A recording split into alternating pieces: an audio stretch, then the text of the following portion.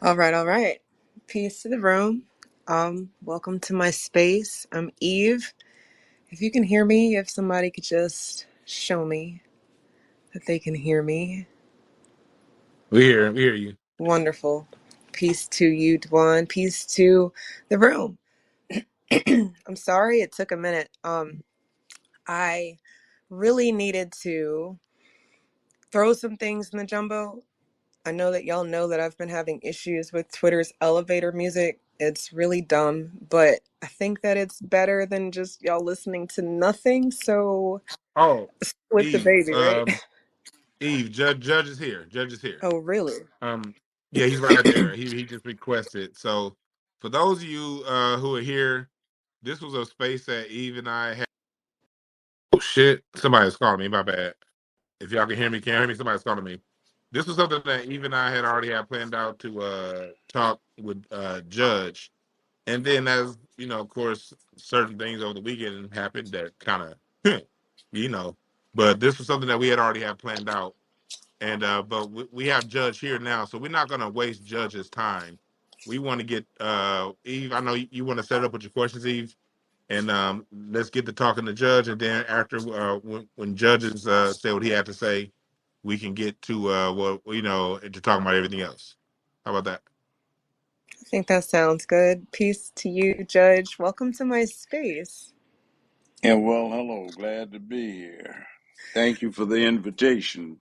Of course. Judge, the judge is in the house. Now, That's right. Welcome, Judge. yes, sir. So like Dwann was saying, we actually had already had this space scheduled. We've been trying to bring you guys spaces that matter, right? Conversations that we think will move the needle. And the conversation tonight was supposed to be about The Color Purple. I know a lot of y'all haven't seen it, right? And it's a whole musical, so that probably already put a bad taste in your mouth.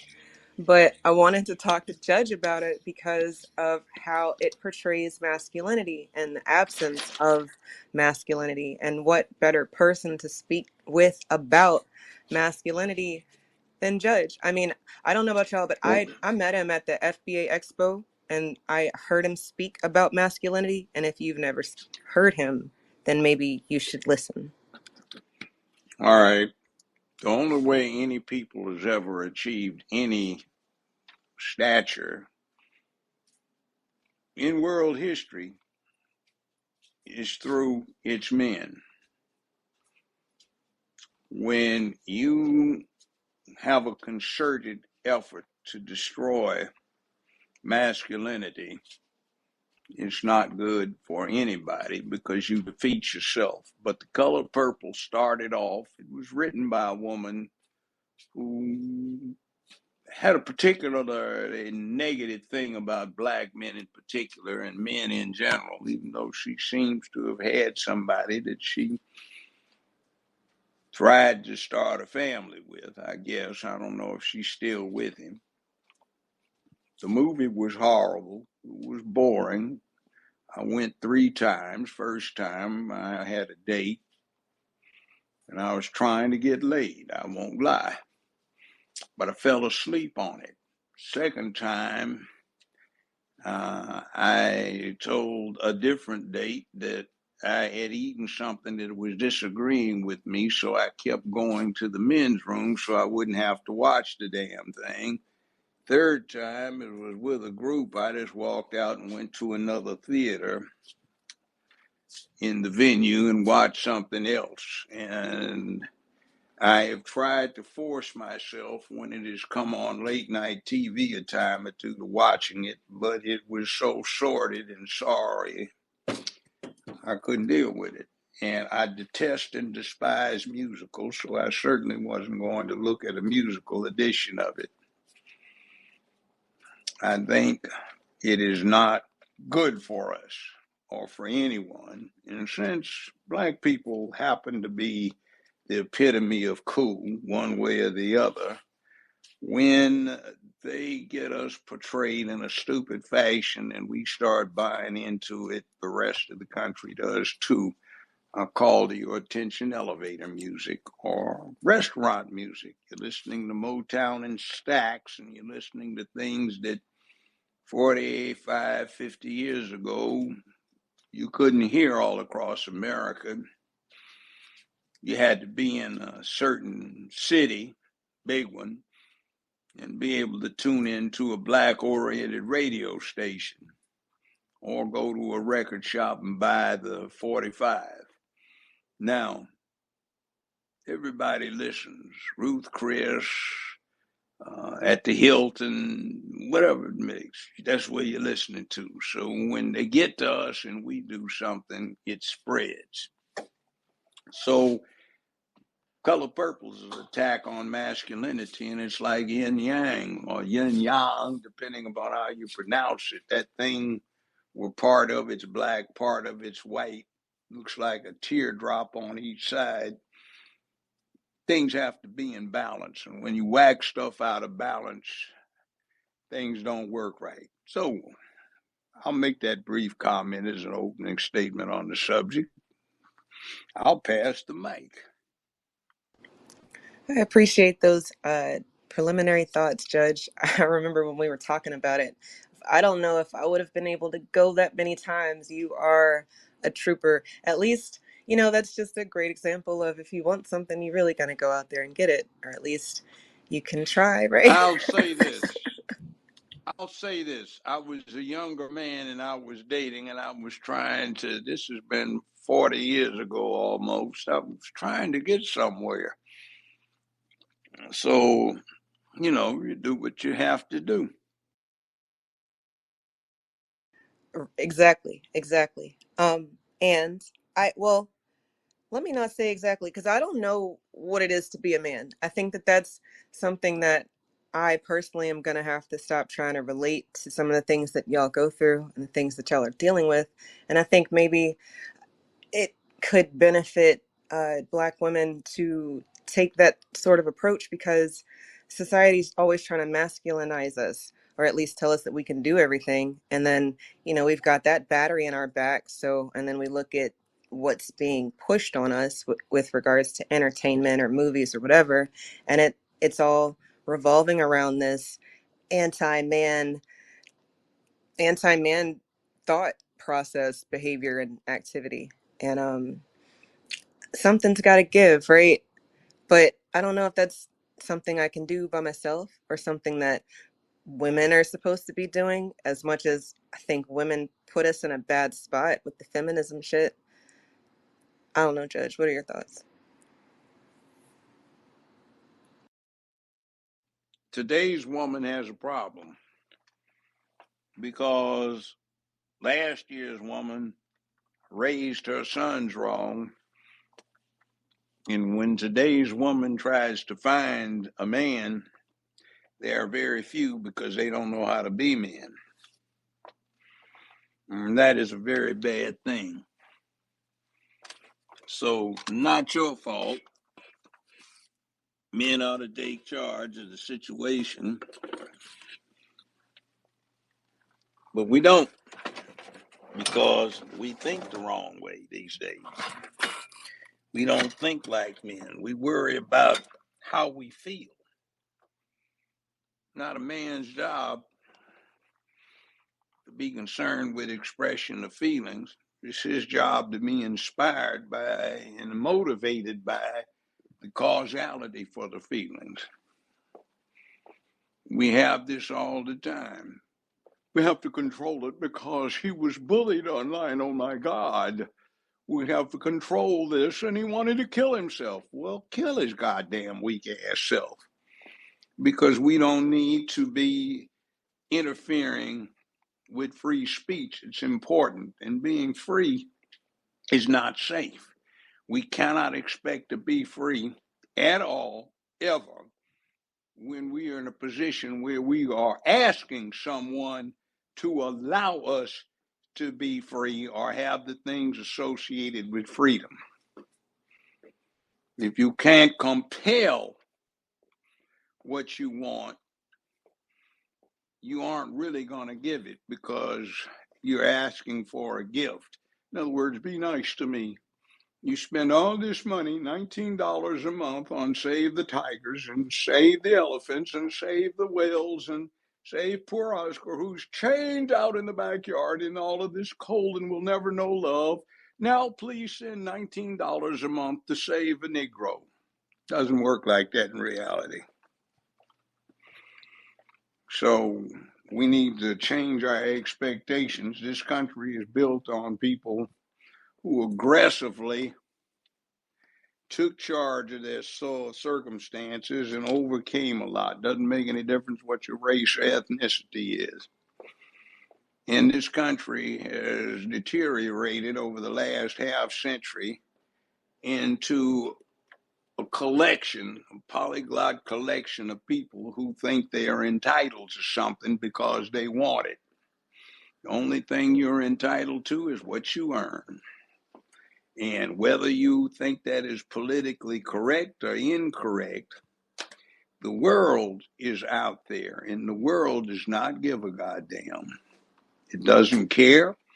It's not fair. It just is what it is. And until you can accept that and prepare yourself to handle it and deal with it and prosper in it, it ain't gonna happen. I pass the mic. Judge, how you doing? I have a question. Thank you for that. I appreciate that. I have a question as far as dealing with like men dealing with men. In today's world, my age, I'm early 40s. We deal a lot with men that have now gotten really into this cult of personality style thing. And like you can't watch sports these days. If you watch sports and you say anything other than Michael Jordan or LeBron is the greatest, these men start crying like little girls and they start calling you haters. You talk about music, if you talk about anything other than the top two artists, they start to cry. It's like we've devolved into a point to where we can no longer have discourse about people that we disagree with or dislike whoever a certain group may be in favor of. And so you see a backlash, this strong emotional backlash from a lot of men out there. How do you deal with these kind of cats, or do you just not deal with them at all?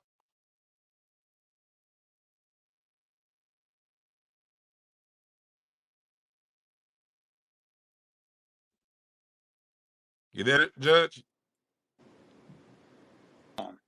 You see, that's not manly. That's boyish. It's not a man thing. So a man doesn't need to bother with boys until they grow up, except to instruct them. We have a problem in that for the last 50 years, there are no heroes. You're not a hero if you make a lot of money for doing what a lot of folk do for fun and recreation and also to waste their time and be distracted. You are a hero if you put your life on the line. Seriously, put it on the line. You're a hero if you risk something substantial. And the best heroes have absolutely nothing to lose except their own dignity and their own sense of self-worth. So what are our heroes these days? Point one out. Point one out. You Pat, can't. you can't. Today's heroes are the people. If they sell 1,000,000 records, they're a hero. That's considered a hero these days.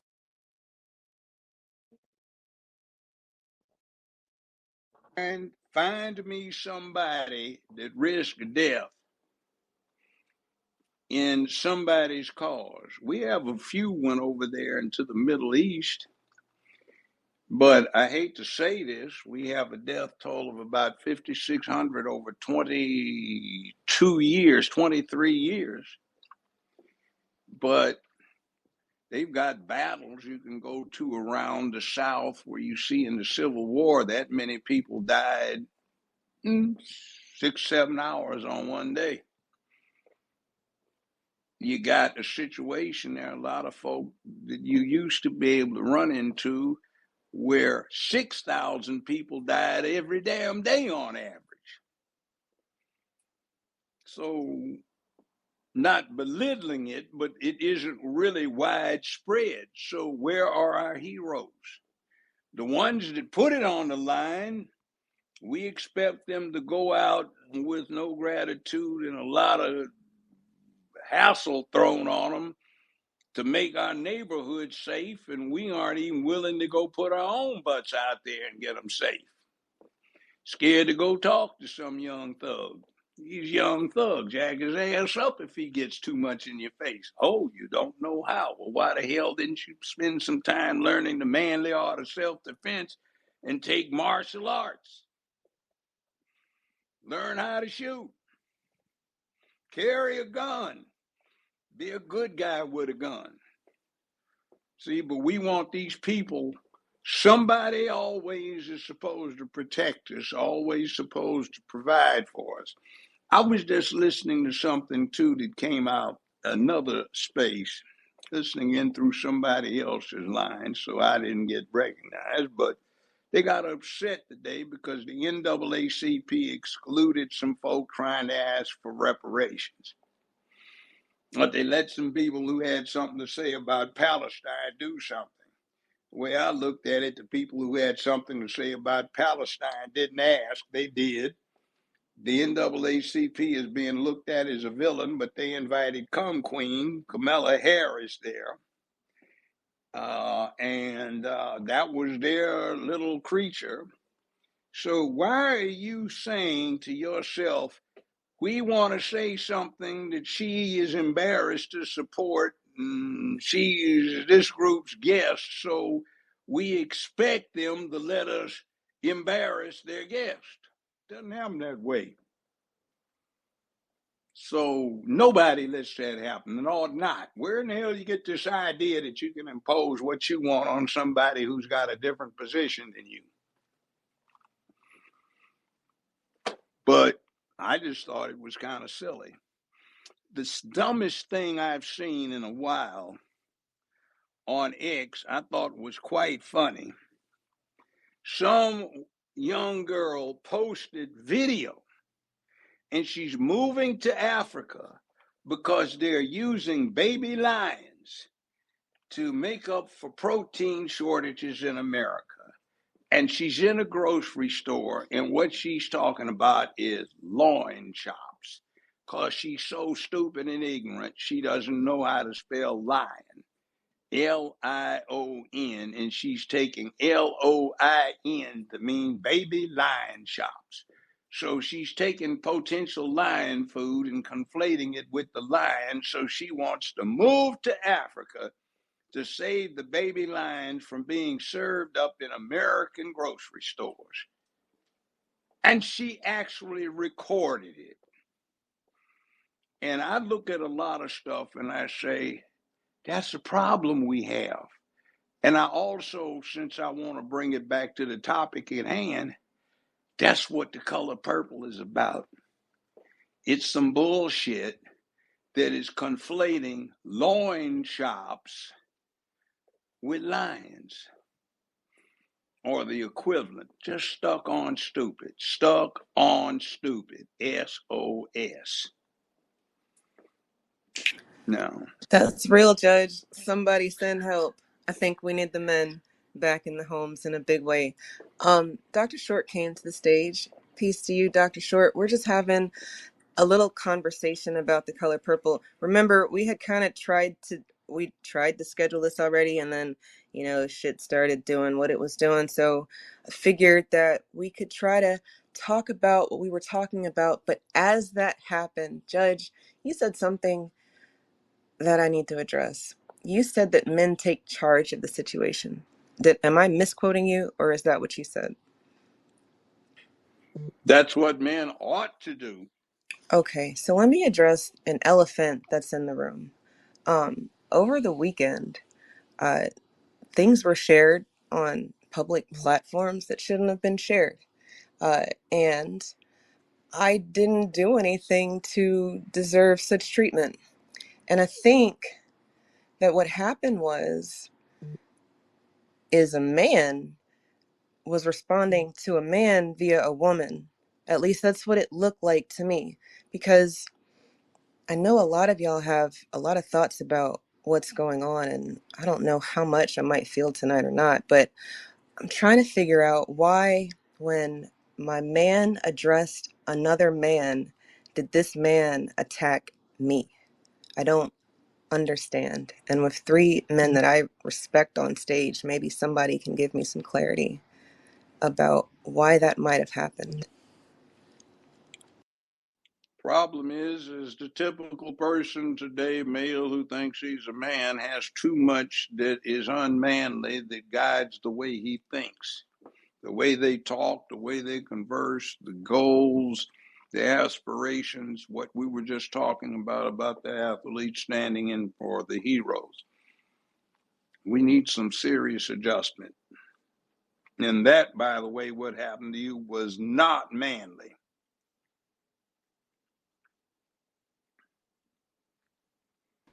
Pass the mic. Yeah. To answer the way I see it, I just kind of came across a lot of this stuff. I didn't know what the hell was going on. You know, passing along whatever you generally the way I deal with things. And if those of us who used to watch my show Craig Facts, we used to do. Those of us who know me from Craig Facts, we used to actually have this discussion a lot about there were situations on the show to where if issues with a man on the show and what another man's woman said, and we would have these discussions about how if there's an issue between two men or if there's an issue a man has with a woman, generally, even if that the woman was the direct issue, you still generally address it with the man. That's how we kind of get down in LA. That's a common conversation that we have. If you have an issue with something, even if the issue is with the woman, if she has a man, you come to her because I'm not about to argue with no. And we use the other word. I ain't about to use that word up in the chat, but I say it. And then like we be like, man, I ain't about to argue with no bitch. That's just kind of. I'm sorry for using those words, but that's just kind of how we talk. Um. So yeah, that's generally how things are covered the way I get down. And like just, when private things get out, that's just that's not cool. You know what I mean? I ain't, that's not cool in my opinion, but people got their own ways of getting down. That's how I get down. But I don't know if you want to talk answer to that, Dr. Short. Yeah, there you go. Okay, very simply. Don't know all of everything, but I'm going to go here. I thought, in my stupidity, that we want reparations. I also thought we were in a struggle for manhood, womanhood, peoplehood. And we want justice, and we want a society where we can walk upright as people. This is what my understanding of what people are doing. People are collecting money. People are making all kinds of suggestions of how we should move as a people, as individuals. That's what I thought.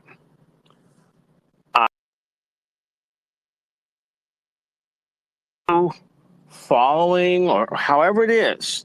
And sometimes I hear there are only 3 people that are doing everything, and the rest of us are just kind of passive followers. However that is, I just don't think that this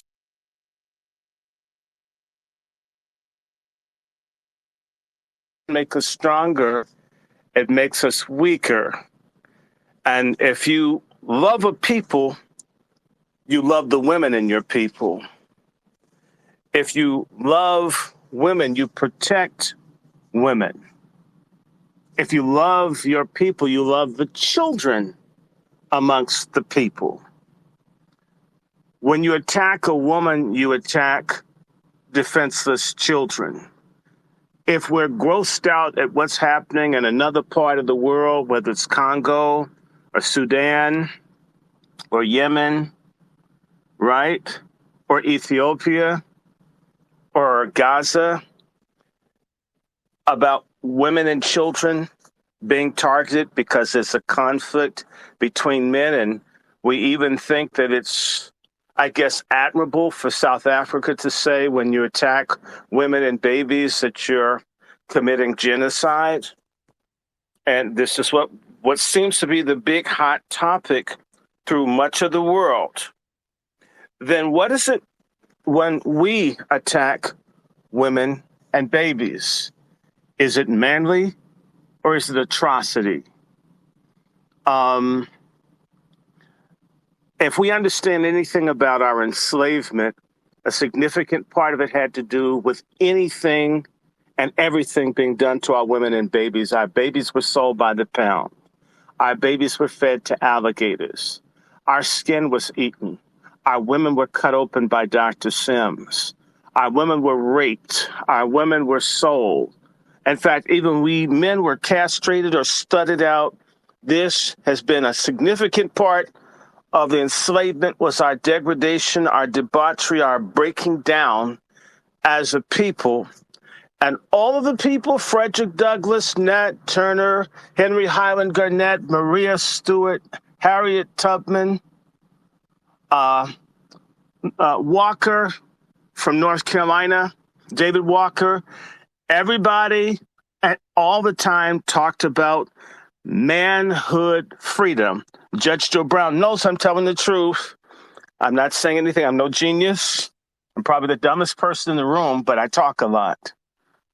Manhood protects womanhood, childhood, peoplehood.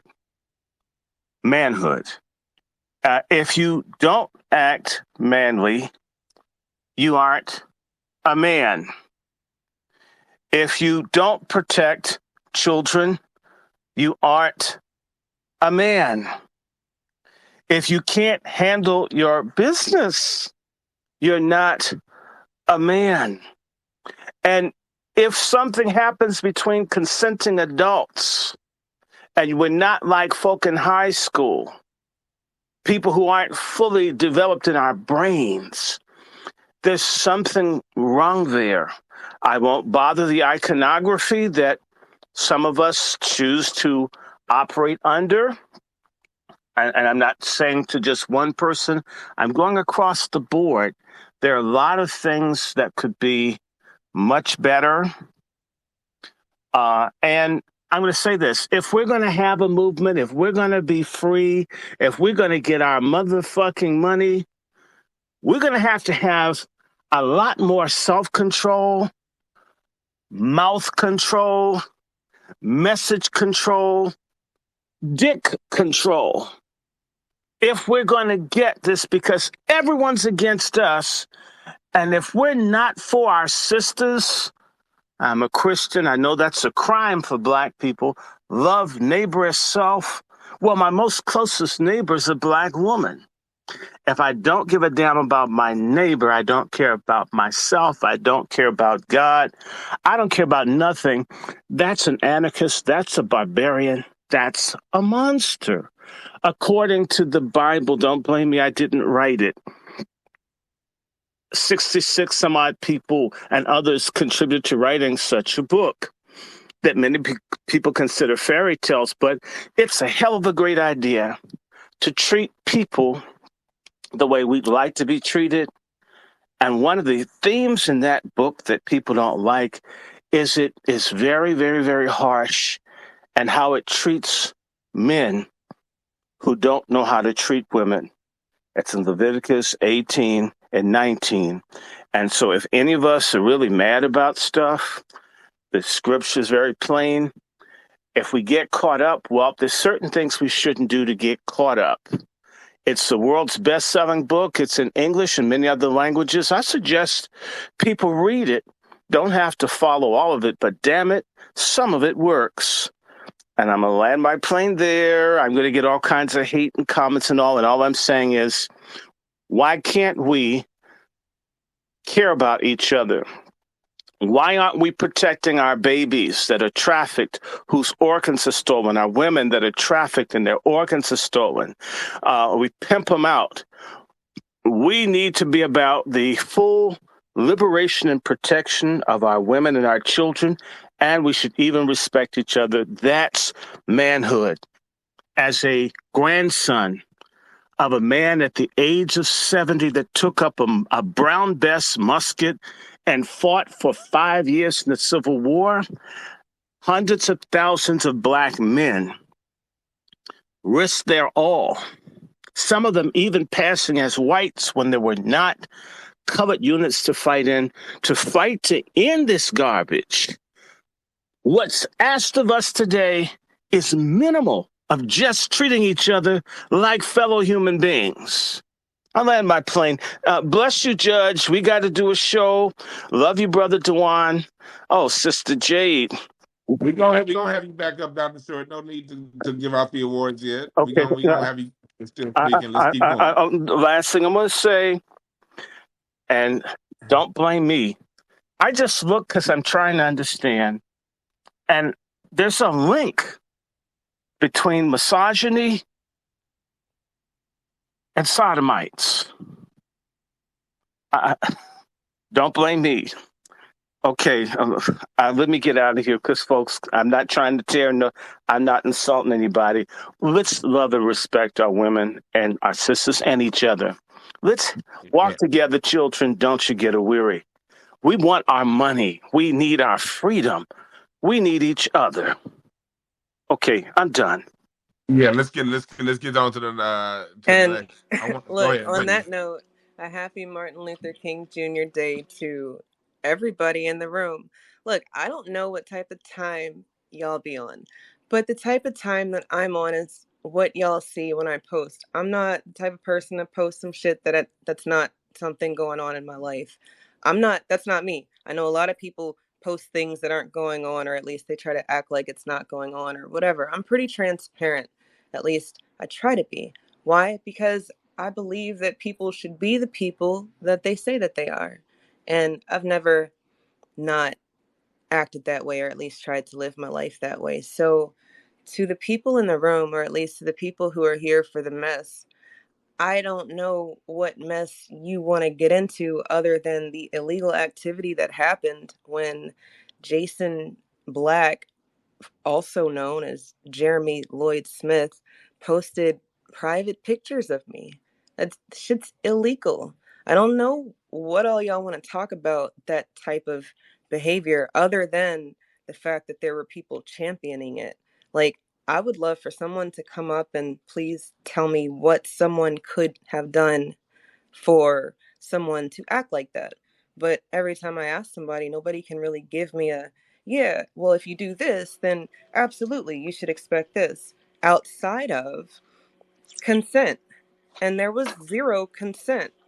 And y'all know that. I know y'all know that. So, to the people who listened and watched that program and downloaded my pictures and whatever, I mean, life is messy, right?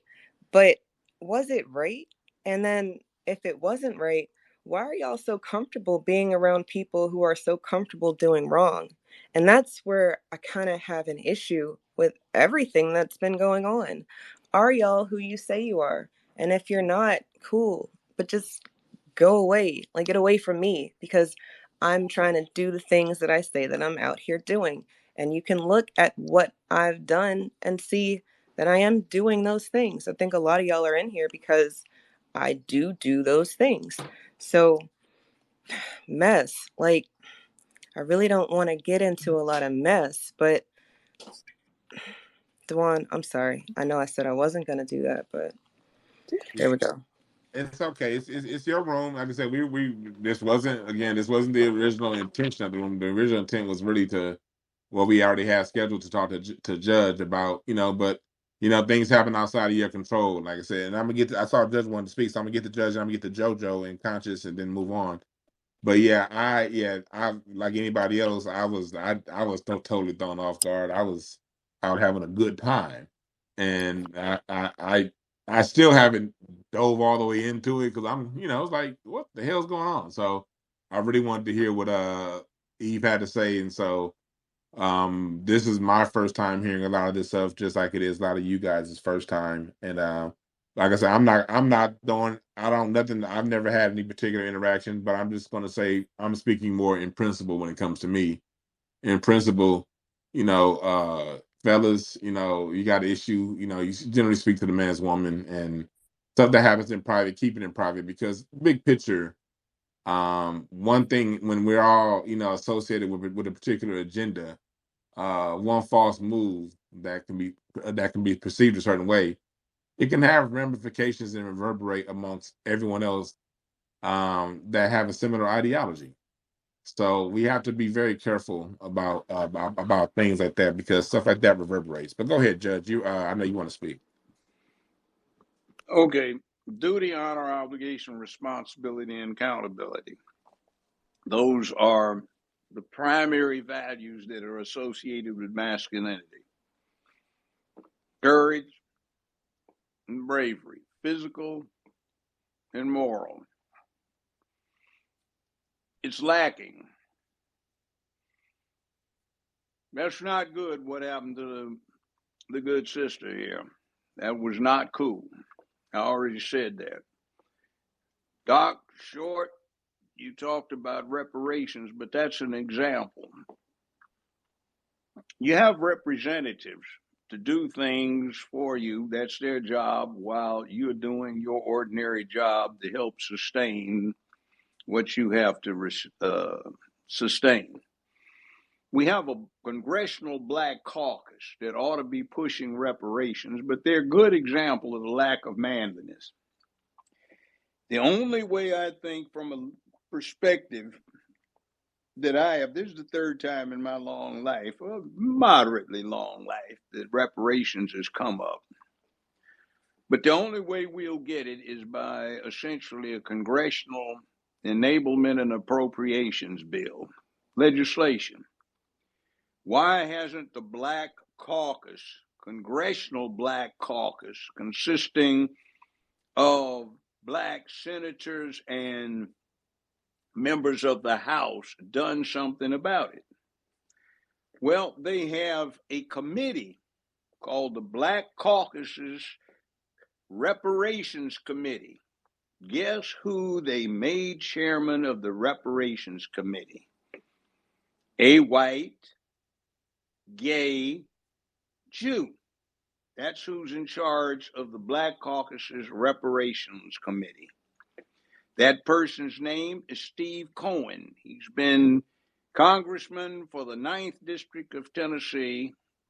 That's in Memphis, which has one of the highest percentages of black constituents in the country. And in 19 years, his preeminent piece of legislation is a binding resolution on the congressional cafeteria requiring that they use paper straws.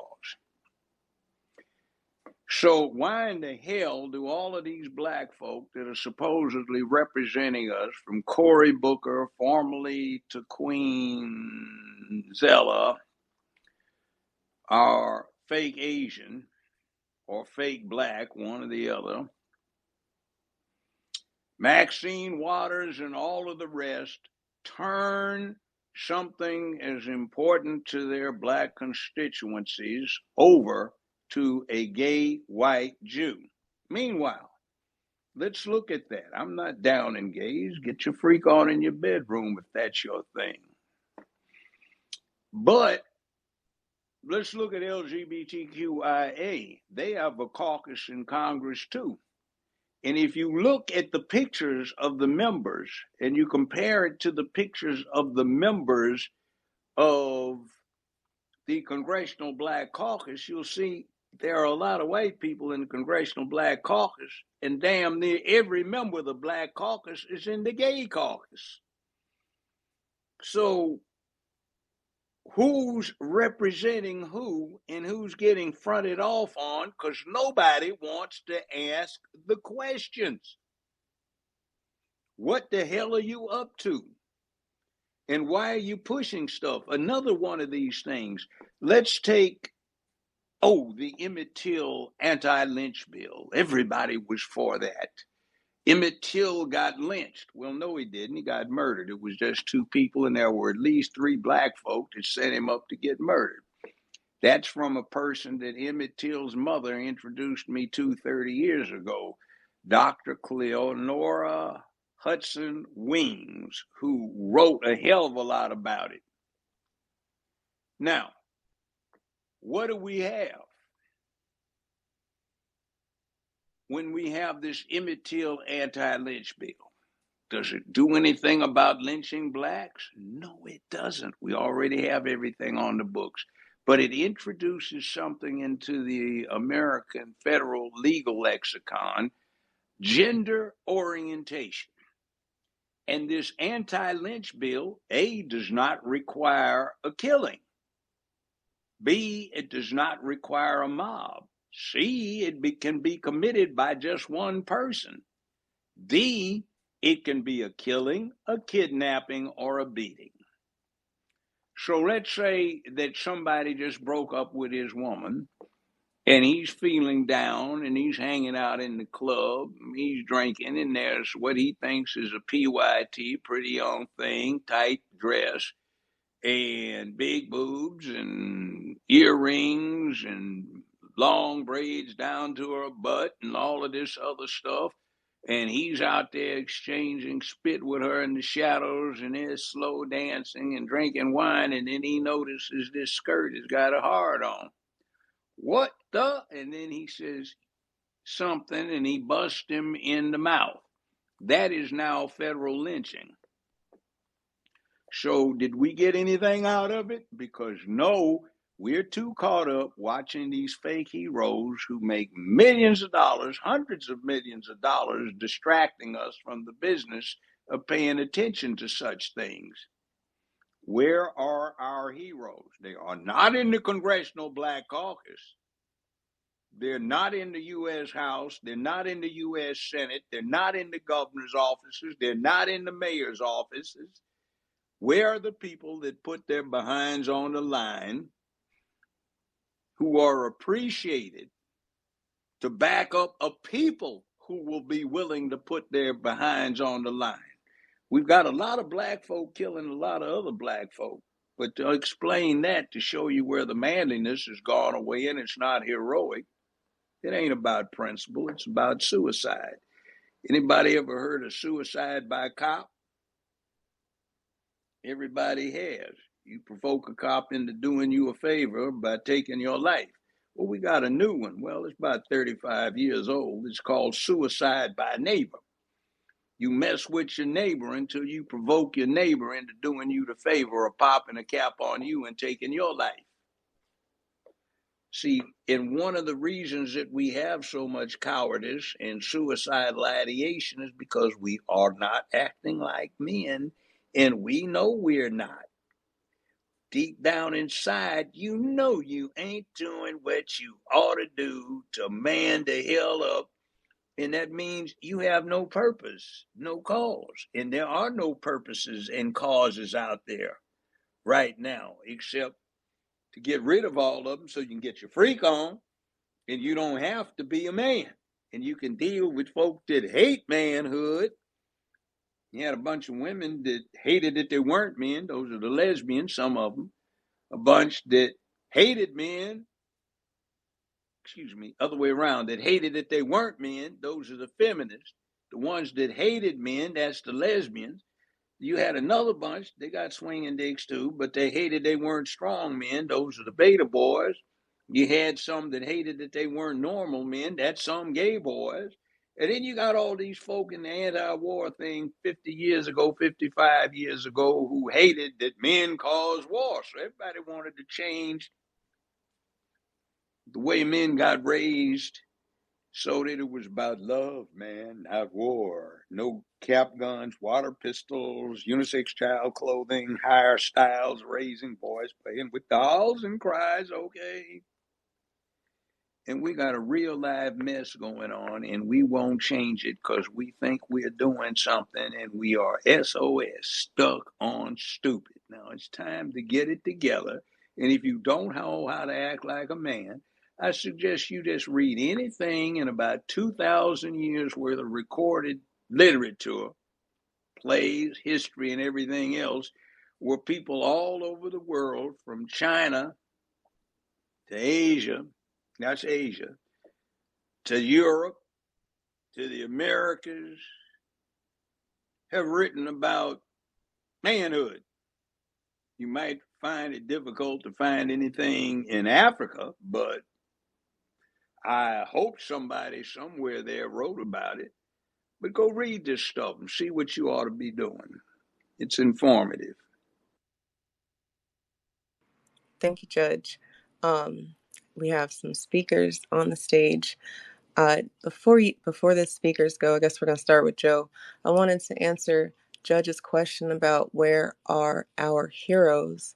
And I don't know about y'all, but I find that we have heroes that we aren't even thinking about, so it might not be in the political arena or even in entertainment or whatever, but I have a hero.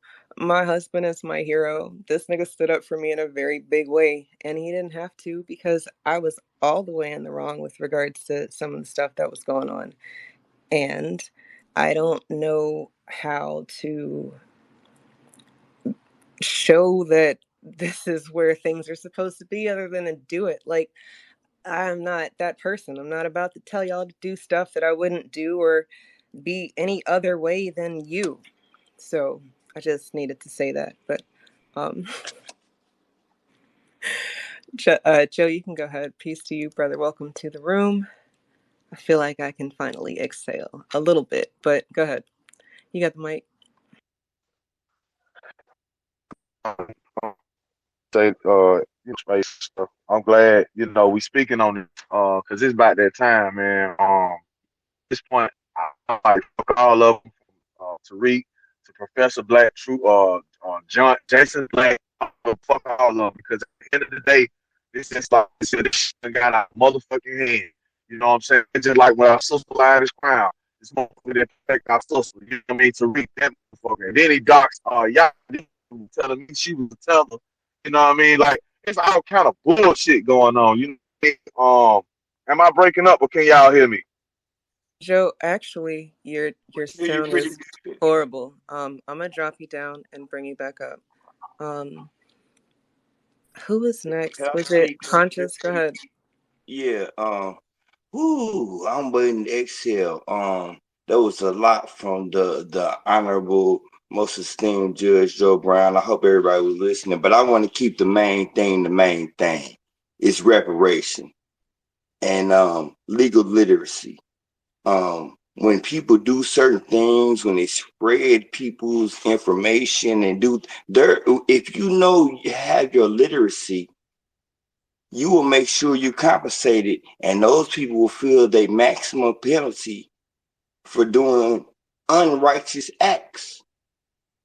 So, it's really deep. I'm trying to exhale with you. I'm trying to exhale with you. It's MLK Day. I really want to have a dialogue with Judge Joe Brown because I know I wasn't even born when these things were happening, and he was there for that. You know, we got to have reverence into this day because I've had two reparation speeches where I quoted Dr. Rest in Peace Martin Luther King, and I've gotten my city to push forward 6 more months of reparations conversations, and they have given a budget where they didn't give a budget to my commission in my city because I've been talking about cash payments, lineage based. Our land. I appreciate that. Also, just real quick to everybody, when Eve, Dr. Short, or Judge speaks, they can go however long they want to go. Judge, if you feel you need to cut out or jump in anytime, feel free. Just we'll get you in there. Everyone else, keep your I'll put comments. my hand up. I'm just listening. Okay, okay. Everyone else, keep your comments at a minute or less because I feel there's going to be a lot of people that have things to say. You can say whatever you want to say. Everyone up on here on the panel doesn't necessarily agree with everything that the people, or nor do we even know what people are going to say. But so you can ask your questions, keep everything respectful. You can make your comments, and just make sure that as we do this, we point everything back towards solutions, and we point things back towards all of us coming back into growth because And I'm gonna get back to you, Jojo. You're gonna be next again because you went into the matrix, so you'll get like another minute to finish off what you had to say.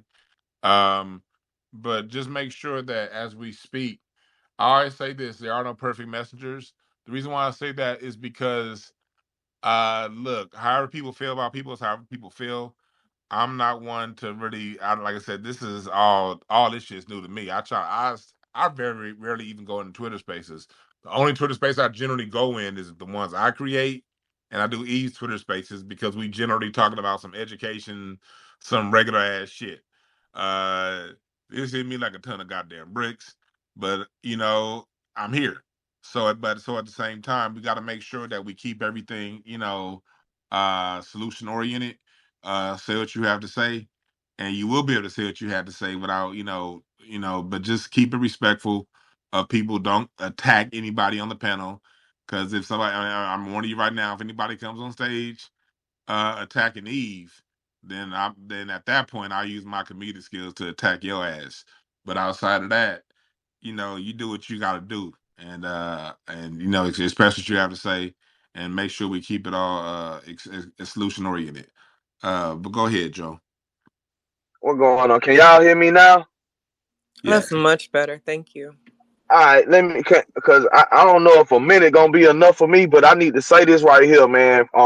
Because I'm very, very upset with the whole situation. You know what I'm saying? Like, you got people trying to stand in front of the way, all these motherfuckers like Jason Black and Tariq ass. You know what I mean? Tariq doxed our sister 2 years ago, so this shit has becoming a habit. He doxed that sister Yaya by that suspected FBI informant, Sir Major, and then all this old shit been rolling down here ever since then, man. Our sisters have been getting put in situations where people can goddamn disparage them, man. Ain't nobody, one thing about this Jason Black dude, I'm gonna just say this right here, man, because you say be solution oriented. I'm gonna get to the solution, but I just want to express the issue. This dude talking about talk about helping dude get women. He's supposed to be, some kind of coach or whatever. I don't know what kind of shit he be having going on, man. But anybody got they follow behind an old simp ass nigga that get mad because a woman got married on his punk ass, don't want to be with him. You know what I mean? And then start exposing her something that was shared between them online as if she was some type of groupie. It's a sucker shit. That's a sucker move. And any lame ass nigga in the audience or on the internet condoning that bullshit, you know what I mean? Like you use a fuck nigga, man. Straight up, straight lame. You know what I mean? Any nigga trying to attack this sister all because of what somebody else had put out there, you a lame ass nigga, bro. Straight up, man. Niggas is on some lame ass shit, man. This sister ain't did nothing but stood for our people. Just like the other two sisters that stood for our people. Lioness Crown, y'all, they stood for our people. So anybody goddamn coming at these sisters on this bullshit because they never put themselves out there like that. They can hold themselves respectable, man. Fuck all the motherfucking goddamn content creating ass motherfuckers that be on that confusing shit. Goddamn, and I've been waiting for years to say this motherfucking shit because my brother Ozone coming home regardless, right? So I've been really just biting my tongue. You feel me? Like Shorty got that goddamn death penalty up out of him, and it's people like Just Eve jumping out there helping me. You know what I'm saying? Helping Ozone raise their funds, man. You got people in the room that sacrifice and help our brother Ozone. So ain't no man, bump all that, man. We standing for the cause, man. You know what I'm talking about? Ain't nobody perfect up in this motherfucker. Nobody's perfect. But at the end of the motherfucking day, when it comes to goddamn standing on business, man, let's keep it about that. You know what I mean? A man's supposed to be a leader. And all them niggas that be following behind this old bitch ass nigga, he's a bitch. Straight up. You know what I mean? Y'all niggas need to get the fuck away from it and stay ass inside or on Twitter or something. Cause y'all niggas ain't gonna be outside. I'm laying my plane, man. I guess I should amend my statement with regards to the heroes. Black men who are saying things that they don't have to say in a time that matters. A time like this, I think that is a hero type of mentality or quality. So salute to the black men who are speaking up for black women. Yeah, look, sis, I feel like I already said I'm sorry for what happened, but if I didn't publicly, look, that cult shit is real. I'm not even gonna hold you. So when you feel like you're doing the right thing based off of people who are supposed to be doing the right thing, shit just starts getting cloudy. So on behalf of me, I can only speak for me. And, well, yeah, that's what I try to do. I appreciate the work that you've done for the lineage. I've seen you outside, and that shit matters because our minis have gone to rallies with us. And at the reparations rally in DC, there were snipers and people on roofs, and y'all's heroes, or at least one of my heroes, right? Because I can be honest and accountable for how I was looking at people. That nigga wasn't there. Jason Black was not at the reparations rally in DC. I don't give a fuck what type of pictures y'all saw. That shit is fake. Is a deep fake. Not really. I mean, those are real pictures, but he wasn't there. And when I started to see the light, I guess, which really is, I started to listen to my man more, because society teaches us that we can do this shit by ourselves. So really, the programming is real on all these different sides. I'm taught that I can navigate this shit by myself, and that's not real. Lean on my man, and I start to see things a little bit clearer. The work that I've been doing and the lack of compensation for said work, the shit starts to not add up. I wasn't just saying the math ain't mathin' because it's catchy. That shit is all around me. The math was not mathin', so it's time to do something about it. But I have To a question for you, Eve. Go ahead. Because I know people gonna ask that. Were you like when all this went down? Like, were you married when all this stuff went down, or like? Cause I saw you recently put a post up. Not that it matters either way, but were you married like when y'all? And did you ever meet him? Okay. Yeah, that's a good question. No, I was not married at the time. For what it's worth, I've been completely honest to a fault inside of my relationship. And that's none of y'all's business, right? Because I'm not that person. While I am transparent, right? I don't talk about a lot of shit because it's not for y'all. I know that that's kind of maybe hypocritical because I was working, quote unquote, working. Can't work for some shit where you're not getting paid. So I feel like we need to change our vocabulary. But anyway, I was working on a channel that's talking about the opposite of what I just told you. I came to the realization that I needed to be doing. And when I started doing the things that made sense, other things started making sense. Have I met Jason Jeremy Smith Black? Yes, I have. I was working for him, quote unquote, working, right? We got to stop saying working because I was not getting paid. All right. So I was doing things for his business that had nothing to do with his YouTube channel. And I met him. And yeah, I guess that answers that question. Y'all can do what you want with why he might have naked pictures of me. But at the end of the day, he tried to make me out as like some internet stalker, like we hadn't even met. And just the lies upon lies, compounded lies, the exposure, shit just.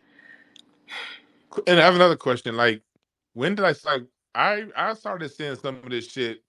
Some posts on like Saturday or Sunday. When did all this shit when did all this shit hit the head? Like when did all this come out? Right. Okay, so basically what happened was at the end of our affair, right? Whatever you want to call it, I wasn't getting paid for the work that I was doing. And he was asking me to do some impossible shit. And I'm like, well, you're going to have to start paying me because it's impossible. I have 5 kids. I have a mortgage. I got bills. Like, I don't know. And he was like, no. And as much as that hurt, because I've been working for this man for 3 years and talking to him like every day, and just, the shit just was really strange. But y'all can believe me or not, I was like, cool, fine, whatever. I'm not about to sit here and try to force nobody to be no daddy or husband or whatever. That's not what I want. I got a whole man here who is an excellent father. And clearly he's a good coach because he was able to steer me off the cliff that I was about to jump off of. From there, I posted on Facebook we got married. And everybody kind of ran with it because I guess y'all have been rooting for us the whole time. And we hadn't actually gotten married yet, but just it was I don't know, symbolic, right? But I think that in addition to me telling him that I'm cool on all of everything that he's got going on, I think he just kind of flipped. And then from there, now we're here, and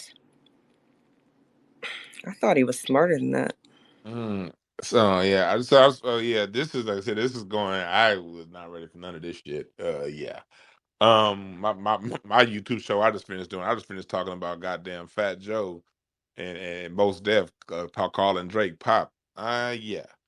So if anybody, I'm just asking. This is to clear my head up for a lot of the people that are listening. So as people talk, I want to make sure that I'm kind of right. Um, yeah. So okay.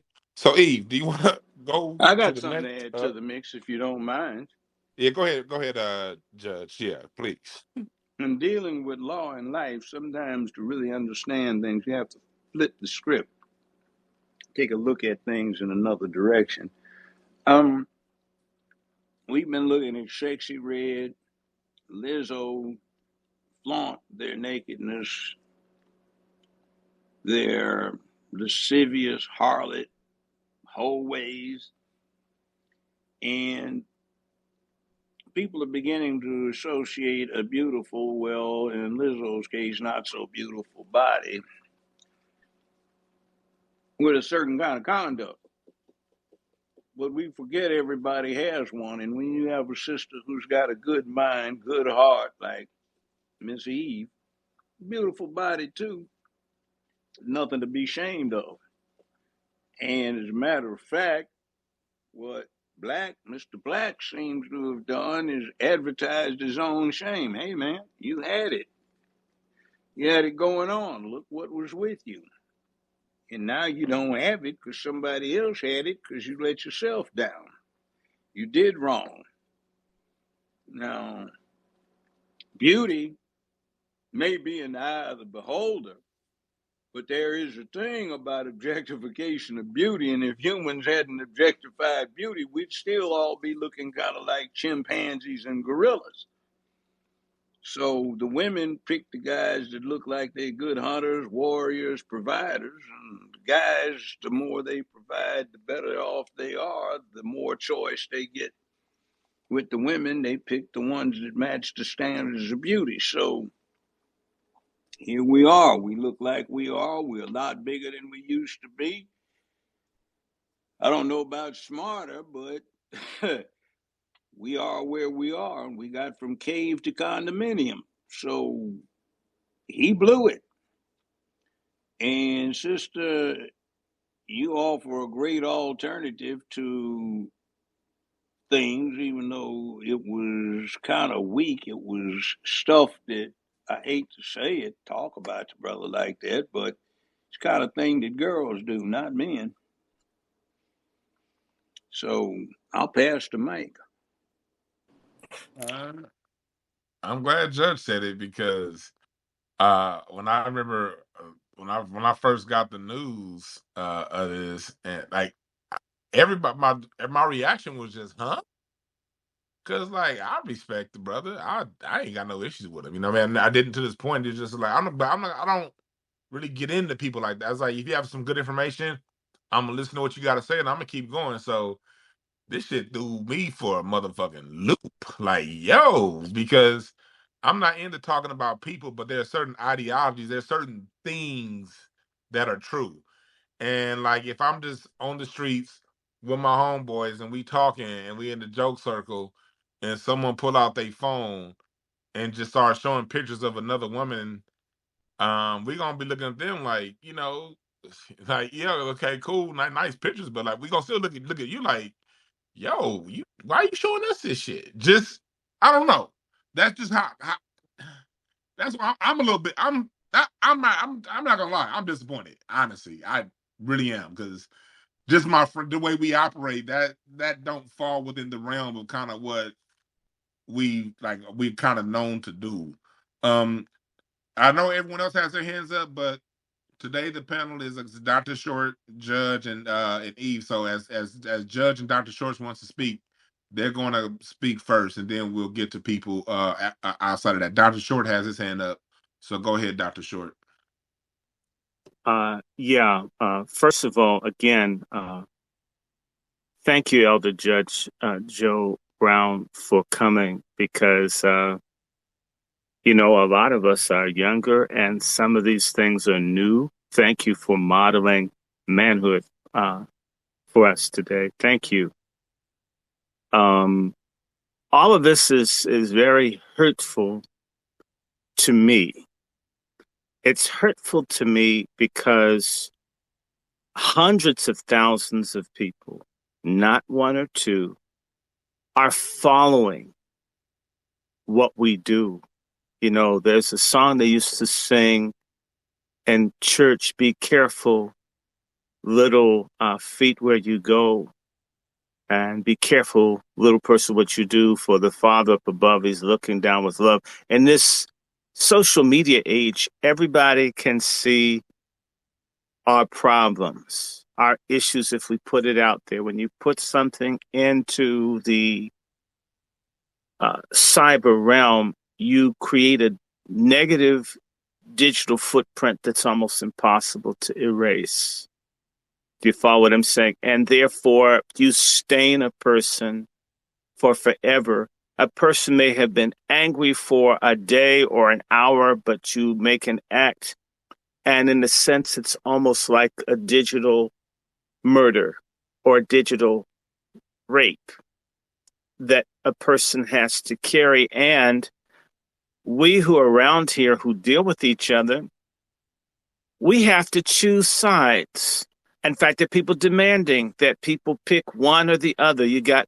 And it's now going to bring and breed more conflict and issues. And why did you stand? And you know, right, that all kinds of folks are going to be pulled into what I consider a COINTELPRO divide and rule, gang counter game issue. And this is something that's been done by the intelligence communities to undermine Black forward momentum, where there are persons, and we've had a history of this, of people who create literally personality cults around themselves, supposedly offering freedom, progress, a forward momentum, a change of our situation. And some of the private stuff is just unhinged and unnecessarily.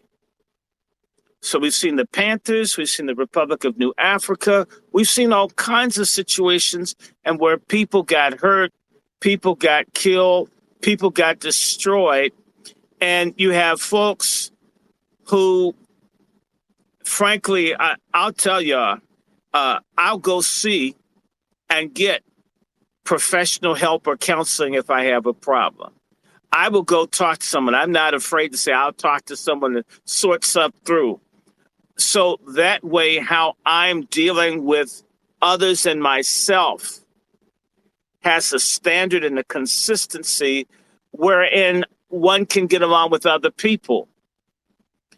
This internet stuff promotes a lot of antisocial, anti-man, anti-family, anti-Black, and if truth be told, operative behavior that one would expect from people who hate Black men and Black women and Black babies' guts. We've got to be above this, and if one doesn't show a standard of self-control, compassion, respect, and yes, leadership, when I talk to my brothers about, no matter what you hear me say about feminism, which I don't like, there's no man that can call me and show me anything about their personal stuff, especially their woman. I won't listen. I have good friends. I won't let you talk to me about the woman that you're with. Not because I don't care, but it's not my business. And if I'm correct, Judge, you correct me, one of the leading causes of murder in our community is men having a conflict over a woman when there's ass galore in our community. There's no shortage. There's not a shortage. Pardon my language. There's no pussy shortage, gentlemen. There's a manhood shortage. There's a decency shortage. There's a decorum shortage. There's a respect shortage. There's a love shortage. There is an integrity and dignity shortage, and an abundance of many of us looking to the wrong types of people. I want to say it. There's nothing more vile than a rapist, a pedophile, or a pimp. I think Judge will be with me on that. We need to, as men, put to death the pimp, the stud, the pedophile, the predator, the rape culture that some people have. And we also need to get rid of this obsession that certain people have, because in reality, they're either narcissists, malignant narcissists, or just your garden variety narcissists that need personality cults. You're talking about Black people, but it's really about the aggrandizement of your truncated, limp dick, castrated self. And it plays out in very ugly ways when people don't work out issues of whether I'm awkward to look at or if I've got a past I'm ashamed of, which is why I talk to folks, get with God, do something to change your soul. Even Martin Luther King said in order for the Negro to move forward, he needs a new soul. If we're going to get the things that we're supposed to have, we have to transform ourselves, just like folks came from out of the cotton fields and built new cities, towns, universities, farms, businesses. Our ancestors on whose shoulders we stand, they make us look like crap. But one thing they understood was you needed manhood, patriarchy. That we have a patriarchy deficit in our community, and there's no real substitute. I'm talking about virtuous patriarchy, the good father, the good provider, the good lover, the good protector, right? That has to be part of our forward momentum, that we become the men that we have not always been allowed by society. But damn it, we don't do things because they're easy when you're fighting for freedom when you're a man. You overcome them because they're difficult. That's part of what you can say, I accomplished something. I did something. I did something for God. I did something for my people. I did something for my women. I did something for the posterity of my people. If you aren't focused that way, you are an enemy of your people, no matter how many people follow you. Hitler had a following. Mussolini had a following. Pol Pot had a following. A lot of people have had followings. But their morality, their GPS, was maybe their limp dick or their ego, or there's something about them that they never worked out, and it causes them to do things to hurt very positive people. In social sciences, it's called when the revolution consumes itself. When people who are supposedly working towards a good cause, they get to a point and then they begin to destroy everybody around them. And have we seen this? Yes. Yahweh ben Yahweh. We saw it with Malcolm X's assassination. We saw it with what happened to Khalid Muhammad, whose birthday was last week. We have certain people that are psychopathic and sociopathic. And I want to say to everybody that's in any kind of movement, and that starts with me, if you see me doing something that is that is off, that's mentally off, get the hell away from me. Don't follow wolves in sheep's clothing. Again, there are people who serve the people, and there are people that serve themselves, okay? There are people who want to be big because in reality they're small. And there are people who become great because of the greatness of what they contribute to their people, to the protection and the advancement of their women and children. That's greatness. A lot of people are as small as the screens that they broadcast from. I'll land here. Yeah, and please say, Dr. Short. Yeah, I want to go back on something you said, Dr. Short, and I'm gonna get to the speaker real quick. Again, everyone up here speaks for themselves, and but I wanted to say one thing, and I'm get back to right to you, Judge. The biggest thing for me that's throwing it off is the split, like you said. I want to get off that point. We people who follow people who we listen to people and personalities. You don't have to participate in any splits. If you and I have a common cause that we're going for, we don't have to like each other. We don't have to agree with things. But if we all want to see our people get to another level, we can sit that stuff to the side, and we don't have to split over ideologies over because I like this person, you like that person. If that's your choice, that's fine. But I'm for those of you out there who don't feel right about something like that, you want to know where I stand? I stand on the side of the right for the people, whatever people being themselves and people following along and helping the greater cause, and that's who I stand with. So it's not about who this person versus that person. For me, it's about when you see somebody who has the microphone and the ideology that they want people following. If they do something that in your normal code of ethics is outside of that, you got to be able to call it for what it is and still get about and moving forward. That's the way I see it. But go ahead, Judge. Oh, I'm up. One thing. What is the man's motive? Is he trying to get back at Miss Eve out of pain for his loss, or was he bragging? See, if somebody offered something as a boast, okay, fine.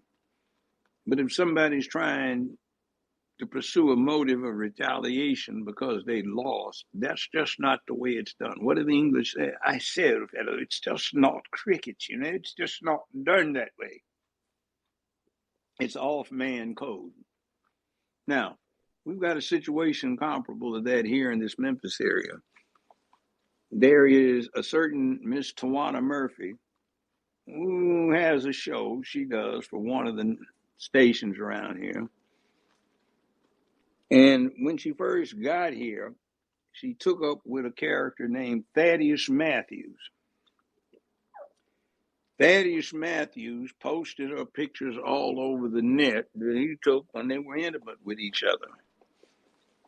Thaddeus Matthews has, according to certain allegations, been a snitch who masquerades as a mild-mannered investigative reporter for this TV show he does, off-the-cuff TV show.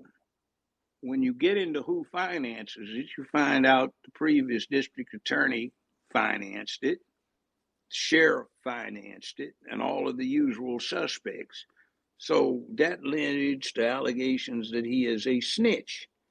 He also had done some time and got involved in allegations and formal charges of child pornography.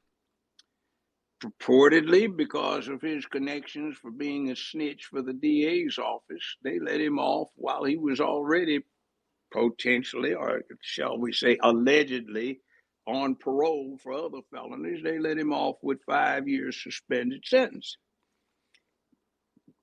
Some alleged that when he was doing time, he got to liking certain things that got done to him. So he has a problem he's apparently had for life over women. He's about 5'6" or 7", weighs about 400 pounds. So he's not in good physical shape.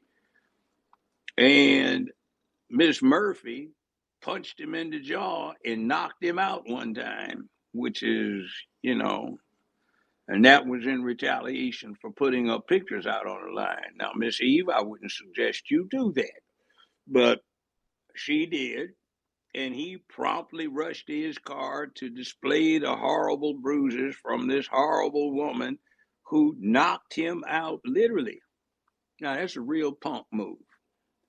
And you see, it's all about motive. Now, Beyonce puts out an occasional risque picture.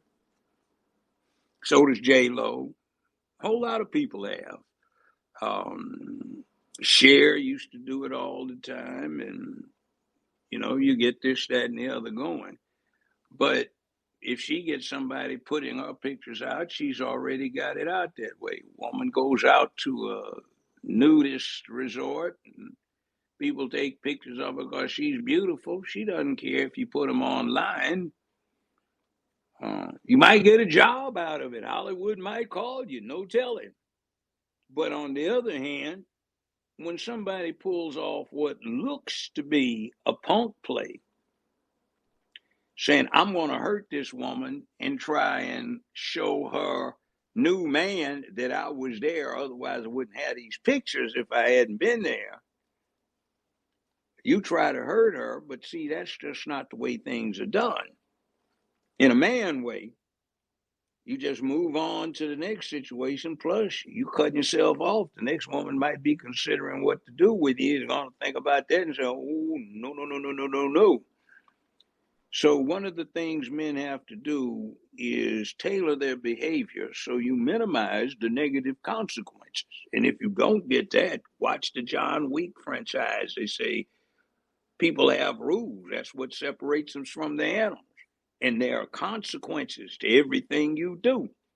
What you do, you should first assess on whether you're willing to pay the consequences. Now, what it looks like he did, I won't give legal advice, but I think it may violate some state and federal laws. So you put yourself out there where you offend some powers that be, well, you may have a problem. You may have Fanny down in Georgia who gets paid $120,000, $130,000 a year. She pays the boyfriend $690-some thousand, $650-some thousand to handle one case. President of the United States doesn't make but $480. The vice president $320.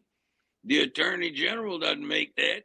But you're paying somebody that you're having the taxpayers pay for your vacation time on. You know, what time is it?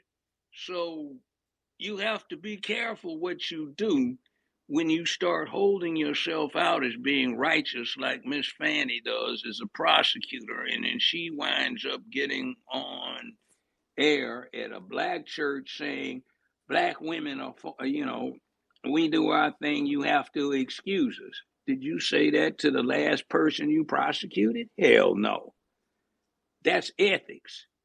And ethics ain't got a damn thing to do with black and white. That's everybody. Because you got your boyfriend paid between $650,000 to $695,000 for one case, and the Attorney General of the United States doesn't make half that much. And he handles all of the legal affairs for the country. The man you went after didn't make that much as a salary for being president of the United States. So, somebody's saying, is she paying for her dick or what? Is this dude a boy toy or what? Awful expensive one. Hope is good because she's got some ethical questions to answer. But you see, there are consequences to what we do.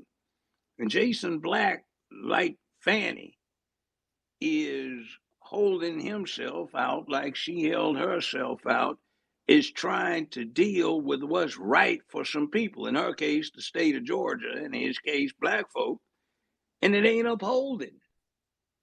So you let yourself down, you let the side down, and that's off man code. So I think one of the topics I got told about that we were supposed to be talking about wasn't reparations. It was the color purple and its impact on black manhood or manhood across the board. And this just dovetails in with it. It's an exemplar of way hell off code. Now, I pass the mic. Thank you, Judge. To the people who have their hands up, y'all's patience is noted and appreciated. Immortal, go ahead. You got the mic. All right, I appreciate it. Greetings to everyone in the room. Greetings to the host, co-host. Always good to hear the Honorable Judge Joe Brown. I want to congratulate you, E, for your courage to come out and tell your story and give your your input because it's hard to do when women are being mistreated. It's really hard for women to come out and tell their stories. We got so many people who automatically start throwing rocks at the woman and don't even ask questions about what's going on with these men. I appreciate what Dwann B said when he said, because that I was so thinking that when he said um, that ain't kind of something that we do as a culture. Like, you're not just gonna walk up, even if the ancestors said, talk about yourself. So I'm gonna do that so I don't get in trouble. I fell in love with a married woman. I was 25 or 24, somewhere in there. And I, oh man, fell in love with her. She was separated. I figured I could turn that into a full-time thing for her, that separation. Well, you know, uh, uh, time went on and short amount of time went on. And she wanted to reconcile with her husband. She wanted to try it again with her husband. She let me down easy, you know, but I was determined, kind of. I always been kind of like proactive. So it didn't get bad, but her husband did tell me, man to man, say, look, man, I understand your mind probably is blown, but so is mine, and she's my wife, and we're gonna try to reconcile. So I appreciate it if you just leave her alone and let us do that. And I did that. And you know what else I didn't do? All the text messages I had from her, all the pictures that got sent, all the places and times and places that we was never came. I never spoke on that. Ever spoke on that.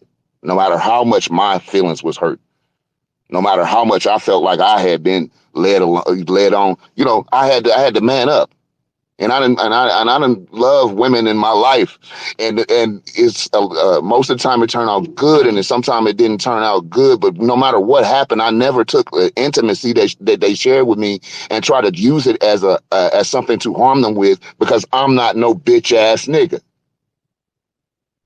That's why I love looking in the mirror at myself. I got the respect of her mother, her father, her sisters, her brothers. I got all their respect. I got the respect of her husband. I got all the respect of all these motherfuckers, because I ain't no dirty ass nigga. I love who I am. And that's why I can look in the fucking mirror and be glad. And I always tell people this: I grew up to be the man I wanted to be. Hurt my feelings. Some of these women hurt my feelings, take my money. I ain't even talking about somebody like Eve who helped do something you said you wanted to do, helped you do what you wanted to do, helped you get your message out, helped you. I'm just talking about the ones, I ain't even talking about them ones. I'm talking about the ones, even that try to throw dirt on my name. Sometimes Mm-hmm. I was the one doing the rejecting, and that hurt them. And now they wouldn't want to say things about me. I never took anything, personal information, letters, pictures, anything like that they gave to me, and use it, because I'm not a fuck nigga. So I'm gonna land it with this too. Landed with this too. And shout out to the DOC. And I ain't mad. I mean, I'm not. I don't hate nobody. I'm just telling you like it is. This is not. I'm not trying to be mean to anyone, but I'm just telling you like it is. These women you meet out here, I don't care what you think about them yourself. That's somebody's daughter. That's somebody's mother. That's somebody's sister. That's somebody's auntie.